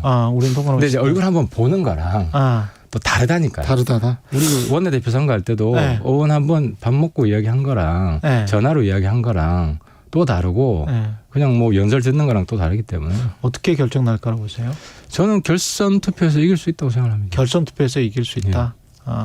왜냐하면 한국 매력도가 아주 높은 국가이기 때문에 결승에 올라가면 사우디 한국 비교했을 때 우리 압도적인 매력도로 우리 쪽으로 표를 많이 던질 겁니다. 그 중간에 있던 분들이 나라들이. 그랬으면 좋겠습니다. 그리고 지금 저 정치연한 쪽으로 가볼게요. 오늘 뭐 운명의 날 그렇게까지 이름을 붙일 수 있나? 하여간 이재명 대표 체포 동의안과 한덕수 국무총리 해임 건의안 이거는 사실은 표결을 해도 대통령 또 거부권이 있죠. 뻔하죠. 한덕수 총리 해임 건의안. 이 상황은 뻔한 거죠. 뻔하죠. 예. 예. 그러면 이 대표 체포동의안 표결 결과는 어떻게 예상하십니까? 오늘 뭐 국회에서 정의가 구현이 될 겁니다. 정의가 구현될 것이다. 예, 이재명 대표 감옥 가는 게 정의고요. 감옥 가는 게 정의다. 네, 유죄를 확신한다는 말씀이세요? 저는 무조건 확신합니다. 그 내용들을 보면 내용들이 많이 나왔습니다. 여기서 내가 뭐 자세히 이야기할 건 없고 그리고 앞으로 추가로 더 나올 게 있기 때문에 감옥 들어가시면 거의 못 나올 겁니다. 아, 감옥 들어가면 못 나올 것이다. 구속이 될 것이다. 구속되죠. 그러니까 가결이 되고 구속영장 실질심사를 받을 수밖에 없는 상황으로 내몰릴 것이다. 그런 예측입니다. 어떻게 해서 표 계산이 됩니까? 표 계산이 충분히 되죠. 되는 이유가 사실 뭐 개인적으로도 제가 만날 거 아닙니까? 물어보기도 민주당 하고. 의원들. 이번에 감옥 못 보내면 평생 후회할 것 같다. 라고 말하는 의원들이 있다고요? 의원님한테? 그런 뉘앙스겠지. 그런 뉘앙스로 얘기를 하는 것이고. 그리고 이제 그걸 좀 약간 과장돼서 말씀하시는 거 아니에요? 그 안에 있으면 저보다 더 하죠. 왜냐하면 자기 정치적인 그래요? 정치 생명이 왔다 갔다 하는 문제고 그렇잖아요. 이게 감옥 보내면 내가 살고 감옥 안 보내면 내가 죽는다. 아, 비명계 입장에. 비명계 입장에서. 그런 그렇죠. 분들이 많다? 그런 분들이 최소 30명, 뭐 최대한 60명. 지금 저 계산은 28표가 나오면 그렇죠. 그러면 그리고 이제 국민의힘이 다 가결로 찍으면 이런 계산인 거죠? 당연하죠. 우리 당은 뭐 100% 찬성표 찍을 거고요. 100% 찬성표 찍을 것이다. 그리고 그런 사람이 28표만 나오면 되는데 30에서 60명 정도는 있을 것이다. 이렇게 지금 예상을 하시는 거네요. 그렇죠. 그러니까 386 운동권이 아무리 욕을 먹어도 과거에 불의에 맞서서 불의와 타협하지 않겠다. 이런 정신으로 살아온 분들이기 때문에 그분들 중에 꽤 많은 분들이 찬성표를 던질 거고요. 또 그 증거가 7월 달에 자기 실명으로 불체포특권 포기하겠다. 라고 선언한 분이 31명 계십니다. 31명. 그 선언한, 공개 선언한. 당론으로 뭐 정당한 영장이면 하겠다. 뭐 이 정도가 아니라. 그 숫자를 생각해 봐라. 그렇죠. 그리고 지난번에 그 기권 포함해서 한 35개 나왔잖아요. 그래서 최소한 30명 정도가 있고. 그리고 이번에 이재명 대표 단식할 때 그 단식장에 찾아가지 않은 분들이 한 60, 70명 되고. 그러면 이재명 대표가 병상에서 단식을 하면서 내놓은 그 메시지 있지 않습니까? 그게 오히려 도움이 안 되고 오히려 역풍을 당내에. 그건 상관없죠. 원래 이렇게 쭉 진행되는 거다. 그렇죠. 메시지에 상관없이. 한 가지 변수는 이제 불출석할 경우에는 누군지 확연히 드러나니까 출석해서 투표하는 사람은 이제 이재명 감옥 보내자는 쪽이기 때문에 이제 그건 상당히 압박이 될 수 있는데 떼어져 요청해서 다 같이 들어가서 투표하자고 결정을 한 거잖아요. 그렇죠. 그래서 그런 압박감을 덜 수 있게 됐고 그러면 이제 누군지 적발하기가 사실 쉽지 않죠. 명확한 분 빼놓고는. 원래 원고에는 만약 부결된다면 민주당이 후폭풍이 불까였는데 이거를 질문을 바꿀 수밖에 없어요. 왜냐하면 그렇게 생각하시니까. 만약 가결된다면 민주당의 후폭풍이 어떻게 불까요? 조금 있겠죠. 한두 달. 조금 있을 것이다. 그리고 혁신이 되는 거죠. 그러면 민주당의 그게 총선에 오히려 도움이 될 것이다라고. 큰일 난 거예요 지금. 계속 주장을 해오신 거잖아요. 사실은. 내가 일관되게 주장했듯이. 맞아. 그게 실현이 되는 거죠. 우리 당이 굉장히 혁신하고 민주당이 비대위로 가면 국민의힘이 몰릴 것이다. 중도 확장으로 가지 않으면 이제 이재명 대표 구속되는 바람에 우리 당 총선에서 이제 참패하는 일이 벌어지는 거죠. 그렇군요. 그러면 민주당이 지금 발의한 불법 검사 의혹 관련된 탄핵안이랄지 뭐 이런 것들도 이재명 대표 가 만약에 이 가결이 돼서 어떤 신변에 변화가 생기면 민주당이 추진해왔던 모든 것들은 어떻게 좀 다시 정리가 될까요? 검사 탄핵 같은 그런 이상한 허튼 짓은 앞으로 안 하겠죠. 개별 검사 탄핵을 합니까? 이상한 허튼 짓은 안 할 것이다. 그 전에 판사 탄핵한 건이 있었잖아요. 그것도 사실 코미디였고 이번에 뭐 검사 탄핵하는 것도 탄핵이 뭐 되겠죠. 민주당이 다수표가 있으니까. 근데 뭐 헌재 가서 다시 다시 뭐 기각이 될 것이고 기각이 될 것이다. 그 검사만 영웅 만들어주는 겁니다. 예. 국민의힘이 만약에 지금 말씀하신 대로 민주당이 그런 상황으로 가면 국민의힘이 큰일 났다. 근데 국민의힘이 큰일 난 거를 미리 방지하기 위해서 지금 조정훈 대표나 이런 분을 영입한 겁니까? 영입은 원래부터 뭐 해야 되는 것이고. 예. 그 수는 좋았습니까? 조정훈 대표. 마이너스는 아니죠. 마이너스는 아니다. 그리고 약간의 플러스는 될 수 있는 게 이제 조정훈 의원은 사실 우리 당과 거의 코드를 맞춰왔기 때문에 이제 보수층 지지자들 사이에서는 뭐 우리 당에 올 거라고 생각했던 분이고 예측 가능했던. 아, 그랬어요. 그렇죠. 이제 쭉 그 의정 질의하는거나 상임위에 발언하는 걸 쭉 보면 우리 당하고 상당히 뭐 거의 똑같은 색깔로 해오셨기 때문에. 근데 좀 플러스가 될 수 있는 대표적인 부분은 그 조광한 남양주 시장. 남양주 전 시장. 근데 그분이 계곡 정비 원조잖아요. 계곡 정비 원조고 그걸 이제 그 지적재산권을 이재명 대표가 경기도지사 할 때 가져갔다.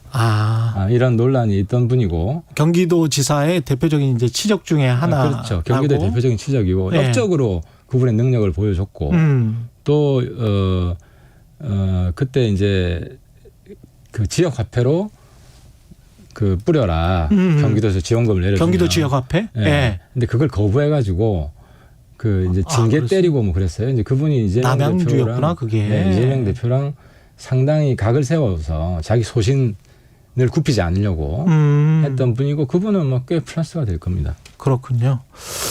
그 이른바 이제 그 전에 나왔던 이야기는 용산발 총선 리스트였단 말이죠. 이거는 뭐 계속 어떤 진행이 되고 있는. 당연하죠. 그러니까 원래 청와대에 있던 분들이 총선에 많이 나옵니다. 많이 나와야 되고 많이 나와야 되고 하는 건데 이제 그분들이 환영받고 또 경선을 할 때 유리하려면 대통령 지지율이 높아야 되죠. 그분들이 대통령 지지율을 좀 꽤 올려놓고 이렇게 나오신다면 상당히 환영을 받겠죠.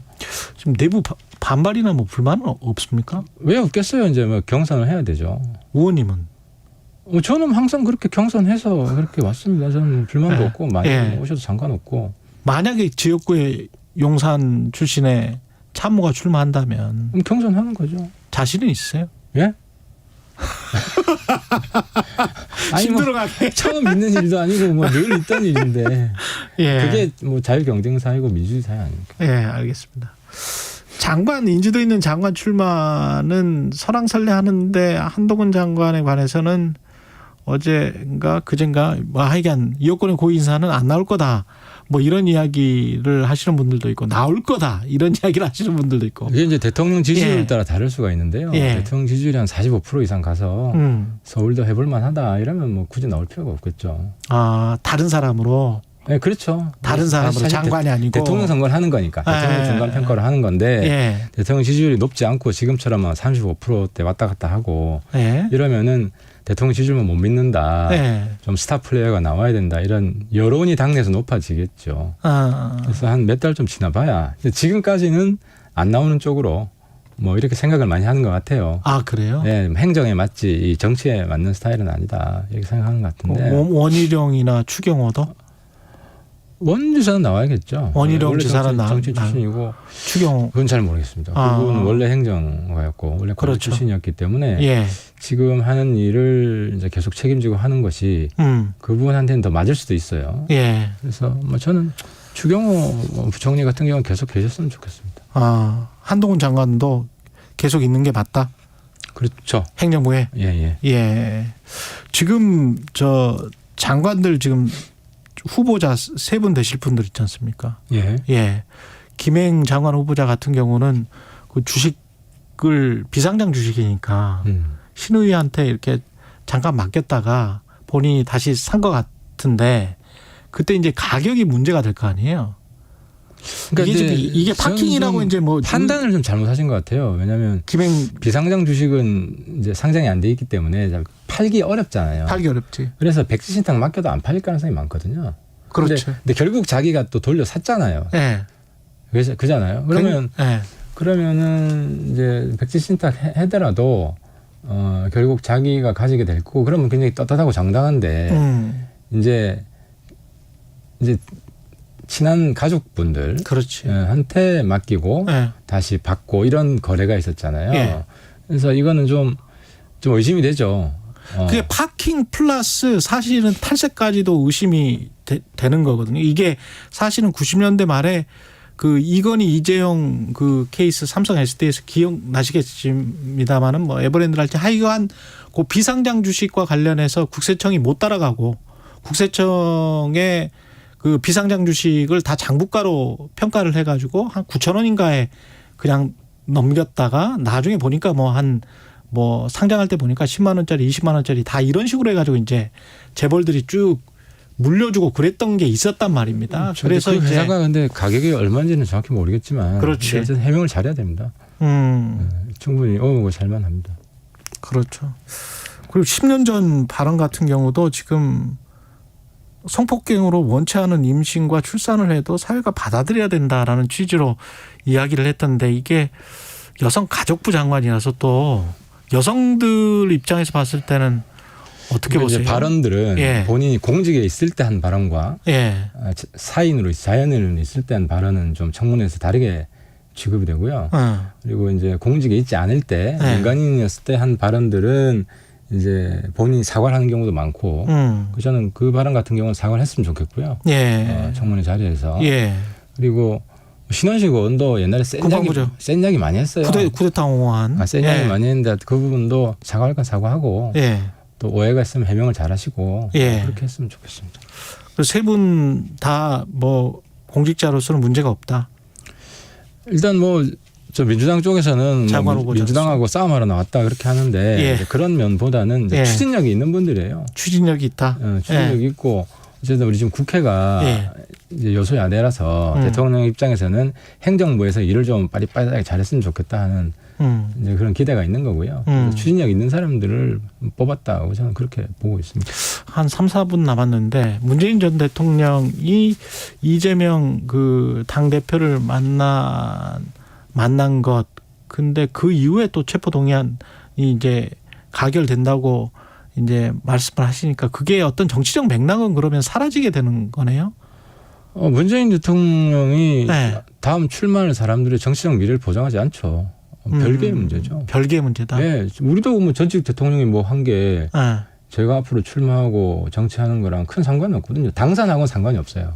당선하고는. 네, 근데 총선 앞두고 자기 정치 생명이 걸린 문제인데 이재명 대표가 감옥 가고 안 가고에 따라서 자기 정치 운명이 확연히 갈리는데 문재인 그 대표 공천 주는 것도 아니고 그렇게 전혀 별개의 문제죠. 거기다가 이제 무기명이니까 누가 어떻게 했는지는 알 수가 없는. 그죠. 부담을 많이 던 겁니다. 무기명 투표. 그래서 민주당의 친명계의 전략적인 미스인지 아니면 친명계도 이재명 대표 감옥 보내는데 합심하고 싶어서인 건지는 모르겠지만 불출석으로 전략을 잡지 않은 것이 저는 가장 큰 이번에 실수다, 과오다 이런 생각이 듭니다.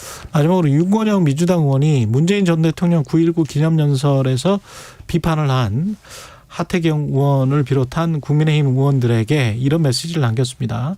홍준표, 하태경, 이준석 등 국민의힘 정치인들이 한마디씩 하는데 문 전 대통령 연설에 대해서 그쪽 당에는 번듯한 전직 대통령이 없으니까 더 부러울 거다. 부러워만 하지 말고 좀 아프더라도 들어보길 바란다. 아니, 부럽죠. 그 말은 맞아요. 우리 역대 대통령들이 물론 우리 쪽뿐만 아니라 상대편 쪽도 다 불행으로 끝난 분들이 많잖아요. 그렇죠. 돌아가신 분들도 있고 아니면 현직에 있을 때 자식들이 감옥 가고 이런 분들이 많아서 그나마 불행을 피한 대통령, 거의 유일한 대통령인데 그러니까 저는 이분이 우리 국민 전체 국민의 대통령으로 남아 있었으면 좋겠다. 우리 사회에 큰 어른이 없잖아요. 근데 자꾸 여야 정쟁 한가운데에 뛰어들면 그분이 우리 국민 모두의 대표가 아니라 일부만의 대표, 친문만의 대표로 전락을 한다고요. 이건 이제 우리 국가 자산을 잃는 것이고 본인의 가치도 떨어뜨리는 거예요. 그러니까 윤건영 의원도 그렇게 얘기하면 안 되고 문재인 대통령한테 이제 자중하셔야 된다. 이런 이슈에 나서시면 안 된다. 이런 말씀을 하는 게 그 문재인 대통령과 의리를 지키는 것이고 잘 모시는 거지. 윤건영 의원도 그렇게 하면 안 돼요. 그리고 마지막으로 하나만 더요. 강서구청장 김태우 출마하잖아요. 요거는 어떻게 될 것 같습니까? 이용호는 뭐 거의 접전이다. 그렇죠. 접전이고 이길 가능성도 있다. 그래요? 격차가 크게 나지 않을 것이다. 격차가 크게 나지 않는다. 두 가지 이유인데 민주당이 지금 어쨌든 많이 헤매고 있고 그 혼란상이 그 선거 때까지는 지속이 될 것이고요. 또 한 가지는 선거 전략이 김태우 후보가 이제 민생 선거를 해요. 그 지역 공약, 개발 공약, 뭐 만들겠다 이런 데 집중을 하고 있고 민주당 쪽은 뭐 검수완박, 검찰, 정권 이런 식으로 정치적으로 가고 있거든요. 그래서 투표율이 높지 않습니다. 그 지역 토착 유권자들이 많이 투표를 할 것이고 그분들은 그 지역의 가치가 올라가는 그 지역이 좋아지는 데 1차적인 관심이 있기 때문에 바깥에서 보는 거랑 공기가 다를 수밖에 없습니다. 알겠습니다. 하태경 국민의힘 의원이었습니다. 고맙습니다. 예, 수고하셨습니다. 여러분은 지금 KBS 1라디오 최경영의 최강 시사와 함께하고 계십니다.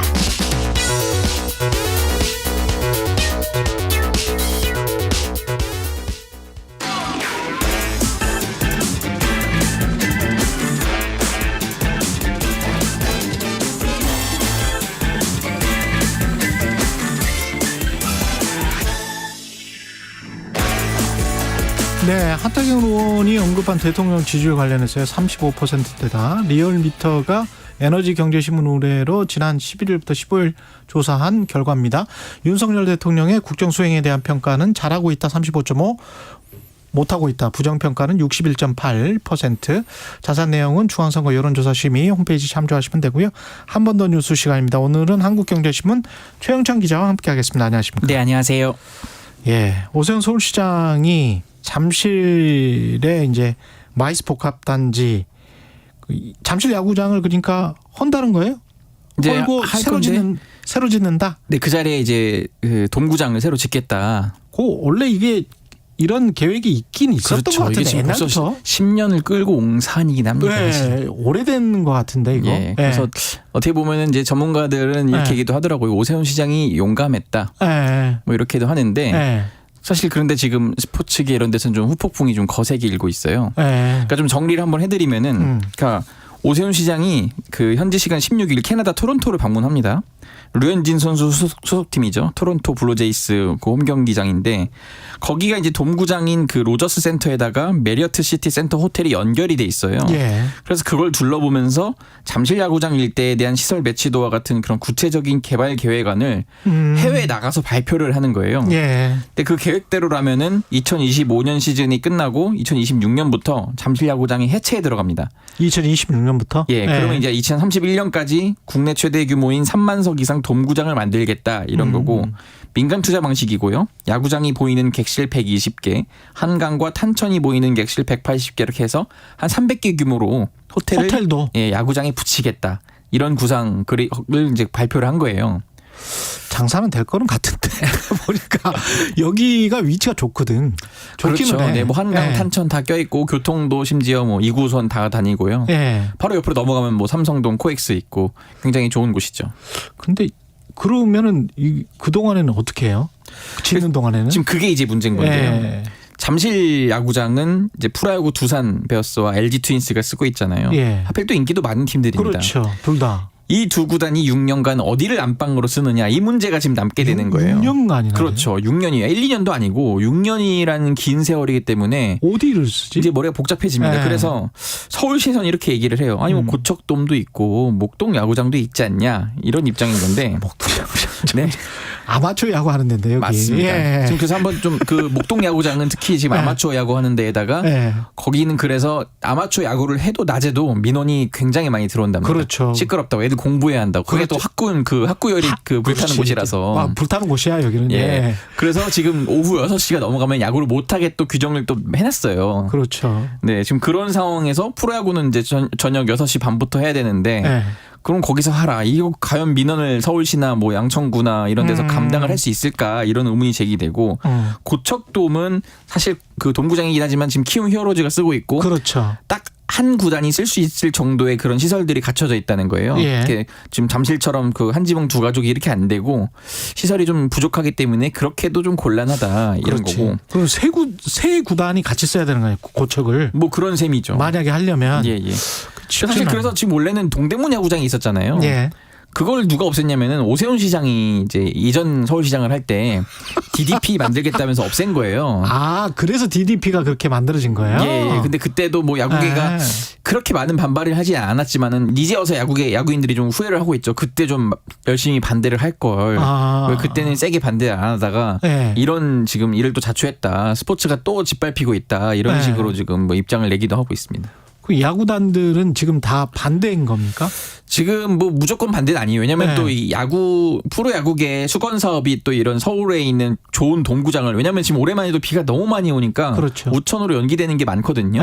이렇기 때문에 좀 동구장을 하나 제대로 번듯하게 지어보자는 게 프로야구계 수건이기 때문에 이 자체를 뭐 그렇게 반대하는 건 아니지만은 지금 그러면 이제 어떻게 좀 대안을 마련해달라 이런 게 있는 거예요. 길게 보면 있긴 있어야 돼. 예, 그렇죠. 있긴 있어야 돼. 그래서 누군가는 결단을 해야 할 문제였다는 거예요. 이게 10년 동안 논의되고 여든 야든 뭐 가리지 않고 바뀔 때마다 딱 펼쳐보면은 야, 이거 대안이 답이 없네 이래가지고 다 덮었다는 거예요. 그 옆에 종합운동장 하나 또 있지 않아요? 야구장 말고? 맞습니다. 그래서 지금 종합운동장 주경기장을 그러면 공사하는 기간을 좀 개조를 해서 야구를 할 수 있도록 18,000석 규모로 좀 할 수 있도록 해달라는 게 지금 두산과 LG의 입장인데 문제는 서울시가 이제 어제 입장을 낸 게 이게 그 마이스 사업이 한꺼번에 공사를 한다는 거예요. 그 일대를. 그럼 종합운동장까지 다? 네, 근데 종합운동장을 그 주경기장을 놔두더라도 그러면 이제 그 일대가 공사장이어서 길을 이제 봉은교라고 해서 그쪽 삼성동 쪽으로 하나만 뚫을 수밖에 없는데 그럴 경우에 안전사고가 굉장히 우려가 된다. 이거 경기 끝나고 한꺼번에 쏟아져 나오기 때문에 길이 그쪽밖에 안 나 있으면은 이건 안전사고가 우려되는데 당신들이 책임질 수 있냐. 좀 이런 입장인 거고요.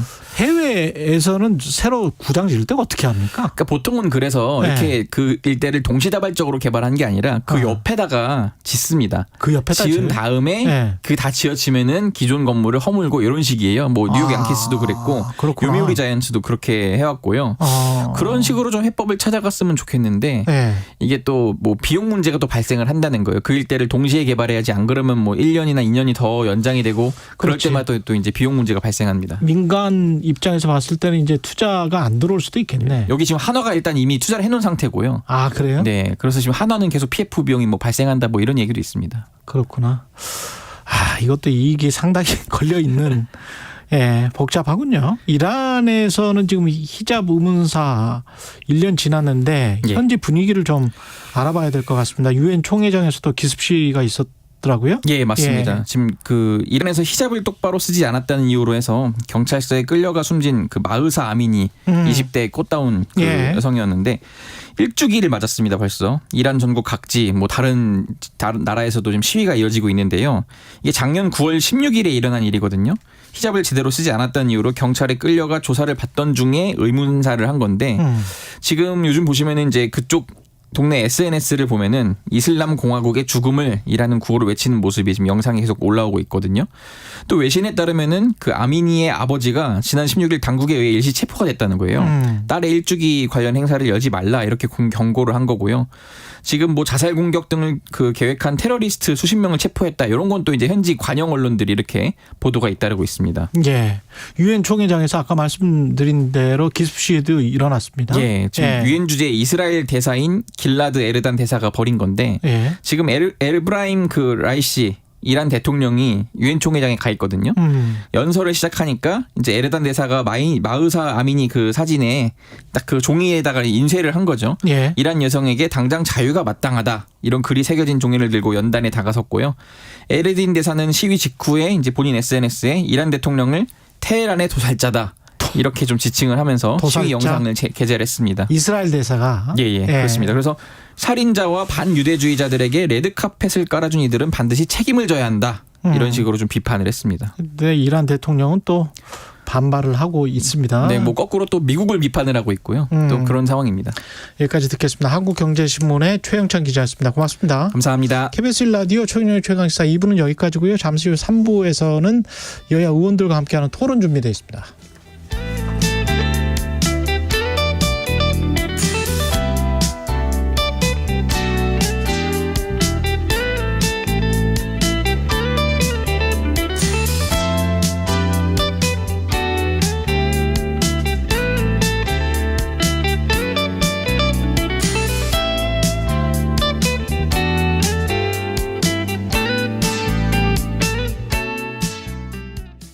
잠시 후 8시 반부터 일부 지역국에서는 해당 지역 방송을 보내드립니다.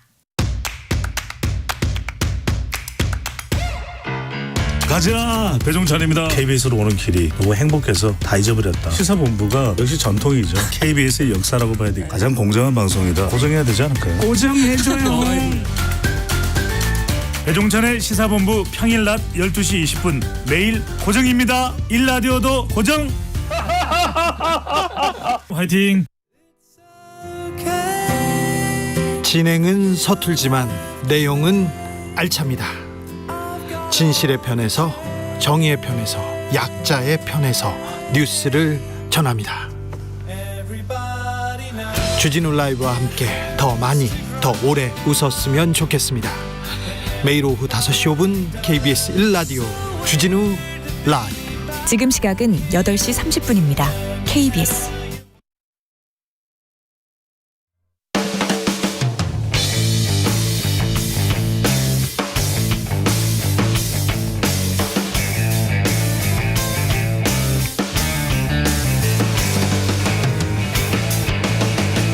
최경영의 최강 시사.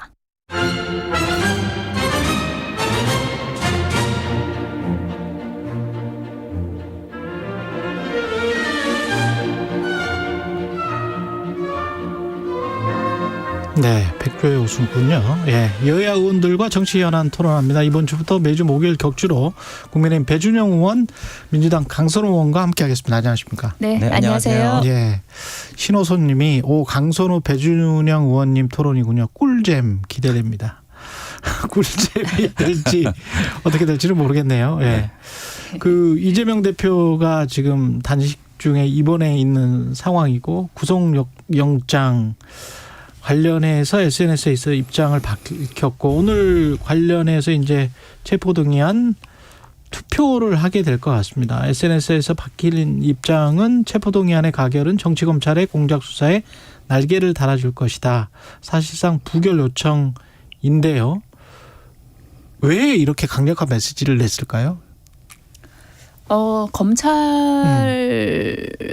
정치하지 말라는 거죠. 그러니까 정치하지 말라? 네, 지난번 이제 교섭단체 대표연설 때 정당한 영장 청구에 대해서는 불체포 특권을 내려놓겠다라고 대표가 선언을 했었잖아요. 그렇죠. 그런데 이거를 실질적으로 따져보면 사실 불체포 특권이라 함은 개헌이 되지 않는 한 뭐 내려놓거나 그러기는 어려운 것이죠. 그러니까 이제 그 방식 중에 하나로 비회기 때 영장 치라고 했잖아요. 비회기 때 영장을 쳐서 정치 싸움 하지 말고 우리 법리적으로 싸우자라고 그렇게 선언을 한 거잖아요. 이재명 대표가. 그렇게 해서 국회에서 어떻게 했습니까? 회기를 조기 종료하기도 했죠. 8월 달에. 그러면 이게 1년 반 넘게 그러니까 2년 가까이 수사를 이어왔고 그러면 그 정도로 그리고 대규모 인력을 투입해서 370번 넘게 압수수색을 했으면 수사가 어느 정도 이루어진 거 아닌가요? 그러면은 왜 비회기 때 영장을 못 치죠? 저는 못 칠 이유가 없다고 생각을 해요. 그러면은 왜 검찰이 비회기 때 영장 안 치고 회기 시작할 때까지 기다렸다가 이렇게 민주당한테 이렇게 어렵게 그러니까 코너에 몰까? 그러면 결국 이거는 수사나 법리 싸움이 아니라 지금 정치 싸움을 한다고 봐야 되거든요. 그러면은 검찰이 걸어온 정치 싸움에 대해서 민주당이 거기에 대해서 뭐 질질질질 끌려갈 일이 없잖아요. 끌려갈 이유도 없고. 그러니 처음부터 따져보시면은 민주당의 입장은 그거였어요. 비회기 때 영장 쳐라. 근데 저는 요번에 이제 오늘 만약에 부결이 난다고 해도 결론이 부결로 난다고 해도 저는 검찰이 불구속 기소할 거라고 생각하지 않아요. 또다시 영장 칠 거예요. 그러니까 그러면은 검찰이 또다시 영장 칠 텐데 민주당의 입장대로 비회기 때 칠 때까지 그 입장을 견지해 나가는 거죠. 민주당은. 비회기 때 영장을 안 친 검찰이 정치적 의도가 있는 싸움을 건 것이다. 거기에 대응을 할 수밖에 없었다. 어떻게 생각하세요? 배준영 의원님. 비회기 때 영장을 칠 수 없었던 이유는 그 이재명 대표가 그 수사에 따른 협조를 안 했기 때문에 자꾸 뒤로 밀린 거고요. 네. 그리고 방금 의원님 말씀도 들었는데 좀 이제는 좀 민주당이 좀 안 됐다는 생각이 듭니다. 좀 짠해 보이기도 하고요. 대표를 잘못 만나서 좀 고생하지 않나 뭐 이런 생각을 합니다. 민주당이 어떤 정당입니까? 지난 70년 동안 민주주의를 위해서 싸운 전통의 정당인데 이게 당대표의 그 지자체장일 때 했던 이런 어떻게 보면은 지금과는 아무런 상관없는 이런 잡스러운 사건을 갖고 이걸 옹호하느라 지금 무지하게 애쓰고 지난번에 사실 체포동의안을 우리 받아들여야 된다라고 혁신위에서도 얘기하고 예. 당론으로도 사실 지난번에 결정을 했는데 대표가 입장이 이게 춤을 추지 박히니까 이 불휘 이펙트라는 게 있습니다. 이렇게 재측을 조금 하면은 이게 요동을 쳐요. 네. 그래서 민주당 의원님들이 참 자존심도 좀 많이 상했을 거라고 생각을 하고 네.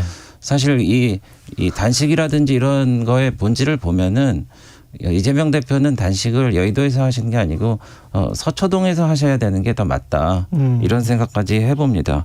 그리고 체포동의안이 오기 전에는 이렇게 당대하게 말씀을 하시죠. 예를 들어서 대선 공약 때도 체포동의안 같은 거는 없어야 된다라고 말씀하시고 지난번 6월 때도 수사가 정치적이라도 정치 수사라고 해도 법정 앞에 서서 영장실질심사 받겠다라고 분명히 말씀하셨잖아요. 그런데 이번에 또 실제로 체포 동의안이 오니까 입장이 또 바뀌었는데 제 짐작으로는 이번에 조사받으면서 상당한 혐의가 드러나니까 똑같이 그냥 영장실질심사를 받더라도 이번에 구속되지 않겠나 이런 염려 때문에 그런 것 같다라는 생각이 듭니다. 그래서 그 보니까 이재명 대표님이 이제 종합병원 그러니까 대학병원에서 이제 안 계실 정도로 아주 위중하지도 않으시고 그리고 또 수액도 맞고 그러시니까 그 이제 건강을 회복하셔서 국회로 복귀하시는 게 일이지 이걸 자꾸 이 전선을 넓히는 건 진짜 우려스럽다고 생각합니다. 오늘 제가 우리 직원한테 들었는데 국회 출입하는 절차가 까다로워져 갖고요. 그 패스가 없으면은 출입이 안 된답니다. 지난번에 그 이재명 대표 단식 때 그 칼부림 사건으로 여경이 다치기도 하고 그랬는데 오늘 민주당의 하부 조직이나 이런 데서 10만 명이 모여갖고 국회를 둘러싸자 뭐 이런 얘기가 있는데 저는 정말 걱정됩니다. 예. 정치 수사라고 해도 영장실질심사를 받는다고 하지 않았느냐 이런 말씀이신 것 같습니다. 예. 몇 가지만 말씀드릴게요. 예. 그 이재명 대표가 수사에 따른 협조를 언제 안 했습니까? 검찰이 소환할 때마다 소환에 응했어요. 그러니까 수사에 협조를 하면 안 할래야 안 할 수 없는 거 아니에요? 이게 강제성이 있는 건데 어떻게 협조를 안 해요? 그리고 검찰이 부를 때마다 소환 조사에 응했고 단식 중에도 2차례 소환하니까 그 소환에 응했었어요. 그리고 이재명 대표를 가진 우리 민주당이 굉장히 좀 이제 안 됐다 그런 말씀하셨는데 글쎄요 그 뭐 정말로 존재감이 뭐 없다시피 한 김기현 대표를 가진 여당 입장에서 하실 말씀은 좀 아닌 것 같아요. 그리고 민주당이 수사 관련해서 옹호한 적 없습니다. 민주당은 검찰의 정치 행태에 대해서 응수하는 것일 뿐이에요. 저희가 무슨 수사 내용을 가지고 뭐 옹호를 한 적이 언제 있습니까? 그러니까 그거는 조금 틀린 말씀인 것 같아요. 그리고 아까 불체포 특권 내려놓겠다를 민주당이 당론으로 정했다고 했는데 저희 그 당론으로 정한 적 없고요. 그 당시에 이야기로는 정당한 영장 청구에 대해서는 그 우리가 불체포 특권을 이용하지 않는다라는 그런 결의를 했던 거예요. 그러니까 그런 당론으로 정하는 거랑 어떤 결의를 하는 거랑 굉장히 다르잖아요. 의원님 잘 아시다시피. 그러니까 그런 게 좀 팩트가 틀렸다는 말씀 드립니다. 전망을 좀 해보죠. 그 당위적인 이야기는 이제 충분히 두 분 다 하셨을 것 같고요. 아까 하태경 의원 같은 경우는 아마 가결될 것이다. 그 주요 논거 중에 하나가 그때 지금 그 불체포 특권 포기하겠다고 선언했던 민주당 의원들이 31분 정도 계셨다. 그래서 31표인데 그것만 계산해도 그러면 28표가 나오면 가결이 되는 건데 28표 이상이면 그래서 30에서 60 정도는 그리고 본인들 공천이나 이런 것들을 생각하면은 특히 비명계 같은 경우는 무기명 투표니까 아마 할 거다. 그렇게 되면 가결이 될 것이다. 네. 이렇게 예상을 하던데 의원님은 어떻게 생각하시면 배준호 의원님은? 글쎄, 근데 이제 민주당이 말하자면은 국민을 향해 배수진을 친다 이런 생각이 드는데 사실 국민 60%가 국회의원의 체포동의안은 포기해야 된다라고 하고 있는데 민주당이 온몸으로 막고 있거든요. 그리고 그 아까 그 검찰에 대해서 이제 정치 수사하니까 막아야 된다 그러는데 제가 과거 얘기를 한번 할게요. 적폐 수사를 문재인 정부 때 5년 동안 끊이지 않게 한다고 문재인 대통령께서 선언을 하셔갖고 1,000명을 조사하고요. 200명을 구속했습니다. 그리고 억울하다는 사람이 5명이 자살을 했어요. 그런데 이제 누구의 검찰이고 우리 검찰총장이었다가 이제는 쟤네 검찰총장이 이렇습니까? 검찰은 검찰이고요. 서초동에서 할 일은 서초동에서 해야 된다고 생각을 합니다. 그리고 지난번 2월 달에도 사실 반란표가 적게는 31표에서 38표까지 나왔단 말이죠. 근데 이번에 가결되려면은 28표가 이제 반란표가 나와야 되는데 사실 그 이른바 비명계 의원 중에 상당수가 이거는 가결하는 게 국민 여론에도 맞고 우리가 약속을 지키는 거다 이런 양심의 목소리를 내시기 때문에 민주당 지도부는 지금 굉장히 좀 불안할 겁니다. 그래서 사실 당론으로 이것을 하는 거는 어떻게 보면 말을 뒤집고 국민과의 약속을 저버리는 길이기 때문에 당론으로는 하고 싶지 않겠지만은 이재명 대표는 되게 당론으로 하고 싶어 하실 거예요. 그래서 당론으로 해야지 당론을 지키지 않은 것에 대해서 이제 제재를 가하고 할 수 있으니까 그런 불안정한 상태에 있는데 글쎄요 이제 민주당이 과연 국민의 길을 가느냐 아니면 이재명의 길을 가느냐 지켜봐야죠. 강선 의원님 반론.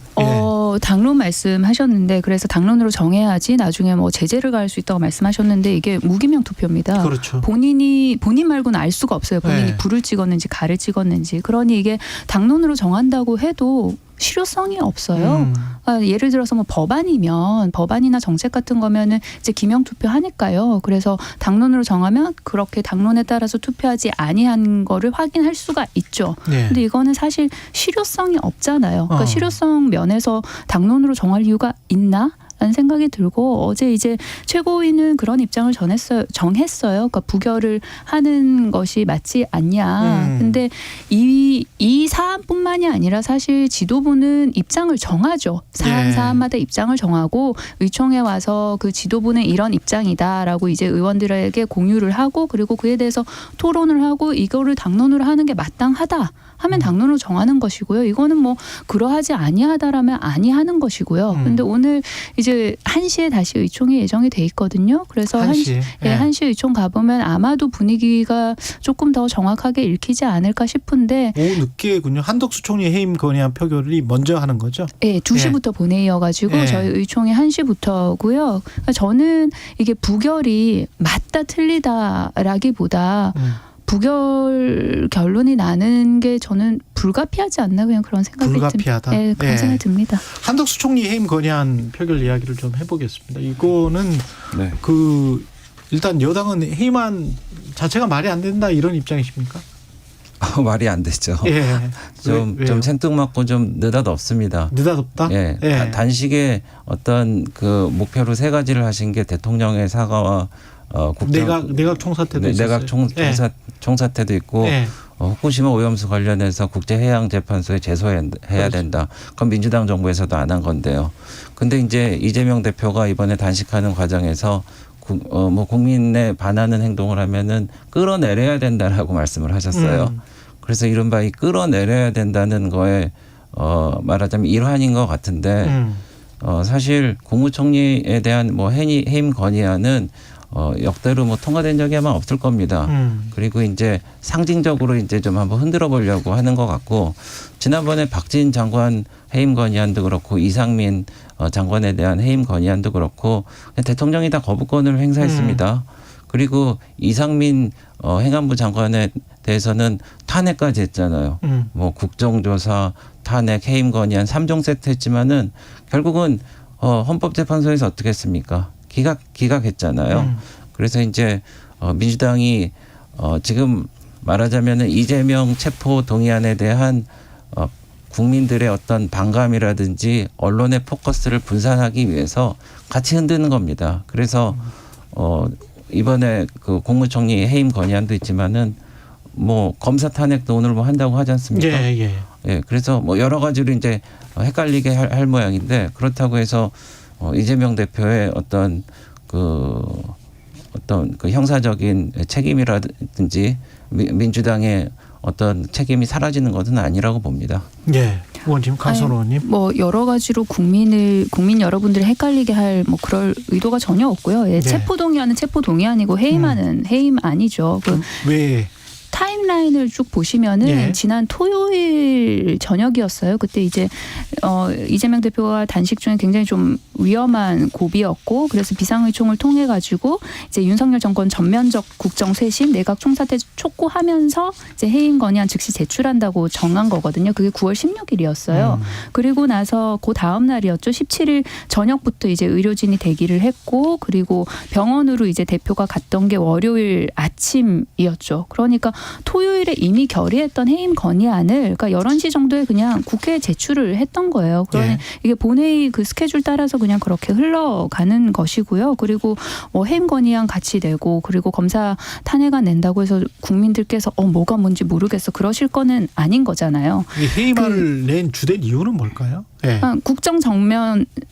전면적인 국정 쇄신 요구했잖아요. 내각 총사퇴. 그러니까 그 내각의 책임자인 한덕수 국무총리에 대해서 해임 건의안을 낸 거고요. 그런데 야당이 이렇게까지 목소리를 뭐 내고 여러 가지 방법으로 이야기를 해도 그래도 뭐 표결하기 전에 이미 대통령실에서 관련해가지고 불수용 의사 밝힌 거 아니에요. 그래서 여당에서는 당연히 반대할 거고요. 그리고 야당은 야당의 뜻대로 할 거고, 이렇게 쭉 보시면은 특히나 윤석열 정권 들어서는 입법부 무력화시키는데 어느 정도 이골이 난 저는 불통 정권이라고 봐요.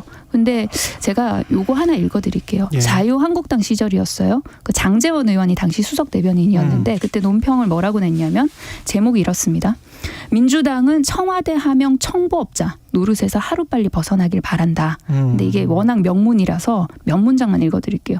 정치권 안팎에서는 리더십도 없고 자존심도 없고 비굴하기까지 한 집권여당이란 비아냥이 넘쳐나고 있다. 집권여당은 입법부의 한 축으로서 행정부를 견제하는 일도 게을리해서는 안 된다. 그래야만 국정이 정상적으로 운영될 수 있다. 민주당은 존재감 없는 청와대 하명 청부업자 노릇에서 하루빨리 벗어나라. 늦지 않았다. 지금이라도 정신 차려라. 국민의힘에게 저는 윤핵관이신 장제원 의원님 논평 그대로 돌려드리고 싶어요. 늦지 않았으니까 지금이라도 좀 정신을 차리시면 어떨까 싶습니다. 그러니까 이재명 대표가 두 가지 지령을 내린 것 같아요. 그래서 본인이 불안하니까 부결을 하라고 강력한 페이스 북상에 이제 지령을 내렸고. 지령이요? 지령. 네, 지령이요. 네, 그리고 북한의 지령.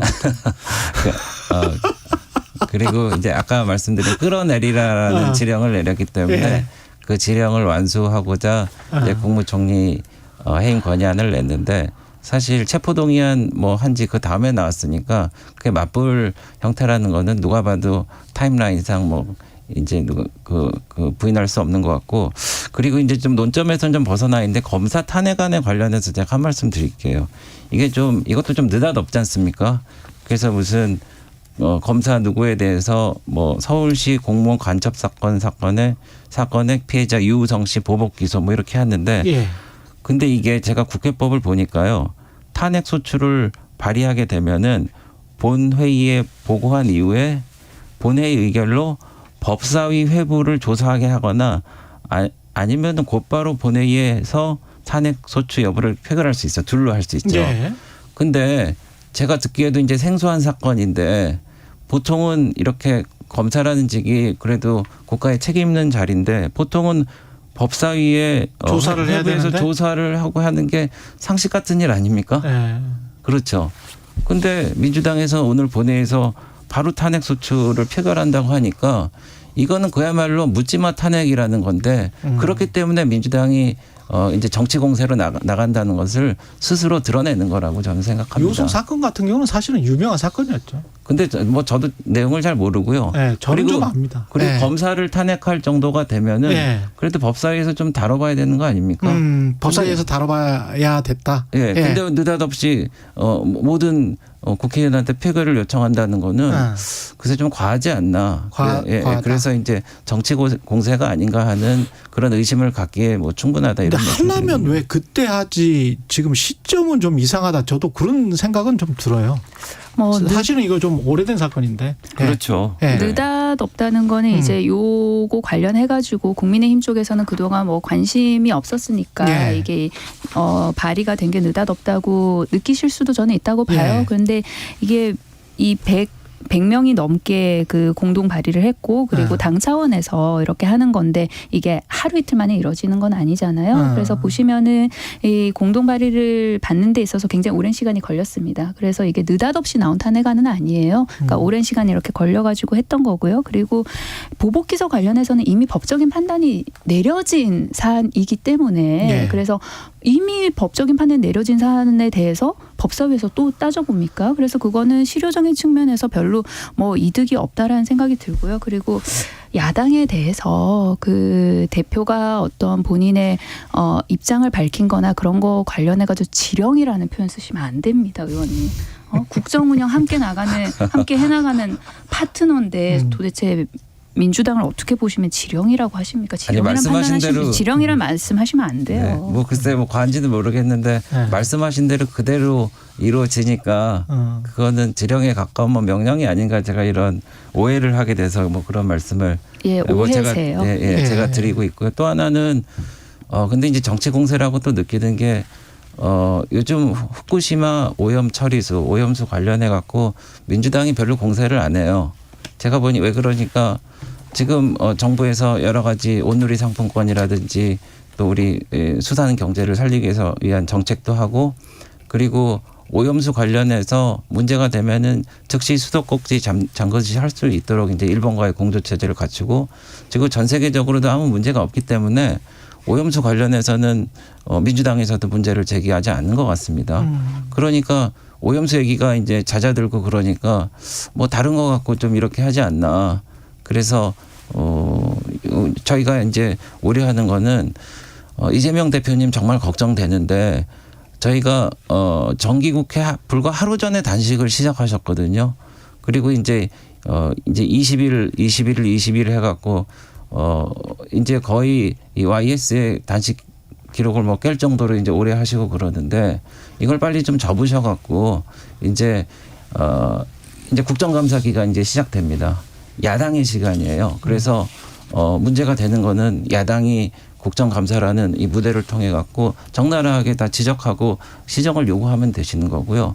그리고 예산국회가 있습니다. 예산도 지금 민주당이 과반을 훌쩍 넘고 그러기 때문에 민주당 마음대로 다 할 수 있는데 왜 굳이 이재명 대표를 살리기 위해서 민주당이 다 그렇게 무너지고 국회도 무너지고 국정이 이렇게 어지러워되는지 그거에 대해서 국민에게 설명을 해야 된다는 말씀입니다. 그 후쿠시마 오염수 관련해서는요. 그 민주당이 문제 제기하고 있지 아니하다는 사실 그거는 말씀 주신 건 사실이 아니에요. 그러니까 의원들이 여러 가지 뭐 국제 기구라든지 아니면은 다른 나라에 가는 그런 활동도 하고 있고요. 근데 다만 이제 언론 보도가 준 거죠. 왜냐하면은 너무 많아요. 지금 후쿠시마 오염수 있죠. 그다음에 최상병 박종훈 대령 관련해서도 지금 쭉 들어갔고, 그렇죠. 그 전에 양평고속도로 있죠. 쭉 들어갔고, 네, 그다음에 그 교권 침해 있죠. 그렇죠. 그러니까 이게 이슈가 헤드라인 너무 많아. 정부 여당이 본인들의 불리한 이슈로 또 다른 불리한 이슈로 계속 덮어가는 형국이어서 지금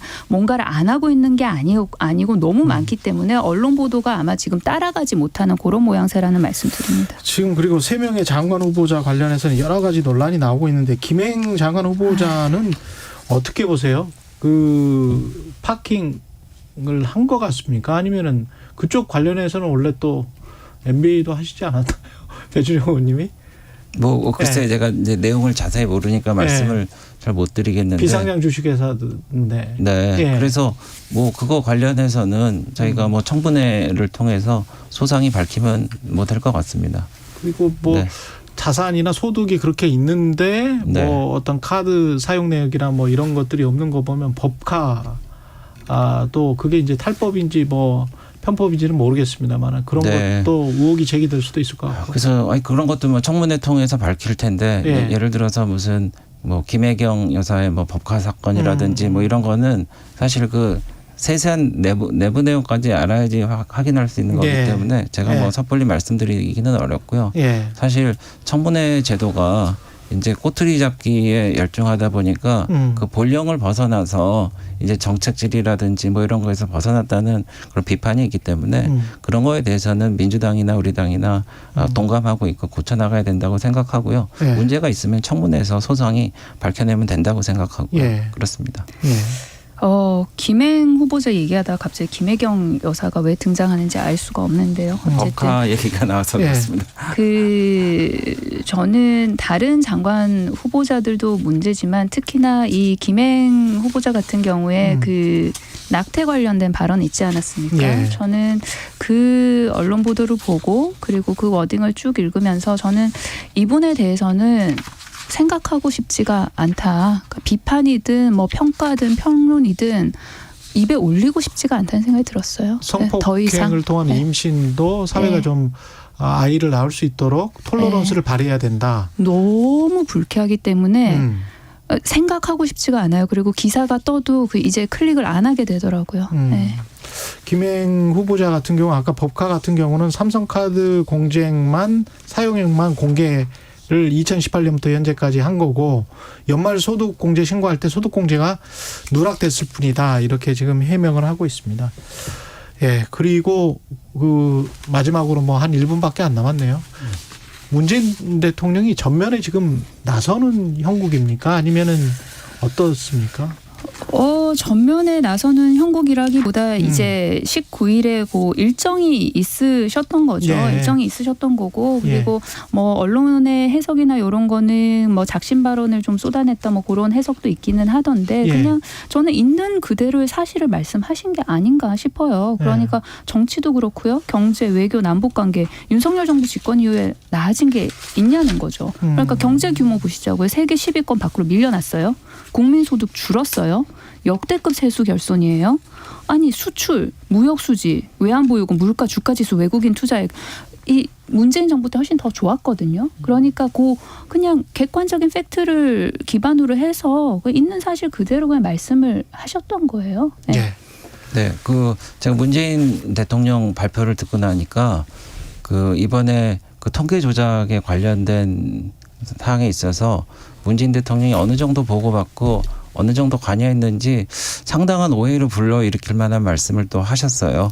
그래서 이 부분에 있어서는 좀 짚고 넘어가야 되지 않나 이런 생각을 하고요. 그래서 제가 이제 잘못된 발언도 정리해봤더니 한 3페이지나 정도나 되는데 사실 뭐 남북 관계가 좋아졌다고 그러는데 좋아졌는데 그 700억 들인 남북 공동 연락사무소를 폭파합니까?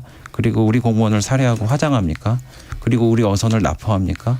GP에 뭐 북한군의 총격도 가르고 그럽니까? 그리고 실업률은 낮아졌지만 고용률은 높아졌는데 당연하죠. 그렇게 최저임금 효과를 긍정적인 효과가 90%라고 거짓말을 했는데 10초밖에 그러면은 고용률은 여기까지? 그냥 세금 일자리 한 겁니다. 거짓말을 그만해야 배준영 됩니다. 의원, 민주당 강선우 의원이었습니다. 고맙습니다. 네, 감사합니다. 고맙습니다. 일상생활에서 유용한 가스. 하지만 가스를 안전하게 이용하지 않으면 큰 사고를 부를 수 있습니다. 2, 3일에 한 번 가스 연결 부위에 비눗물을 발라 점검하는 습관이 중요합니다. 만약 기포가 발생하면 즉시 전문가를 불러 조치해야 합니다. 가스레인지를 사용하기 전 불꽃 구멍에 낀 음식 찌꺼기를 청소하고 냄새를 맡아 가스가 새진 않는지 확인합니다. 사용 중엔 국물이 넘쳐서 불이 꺼지진 않았는지 자주 살피고 장시간 쓰면 실내 산소 농도도 떨어지는 만큼 자주 환기합니다.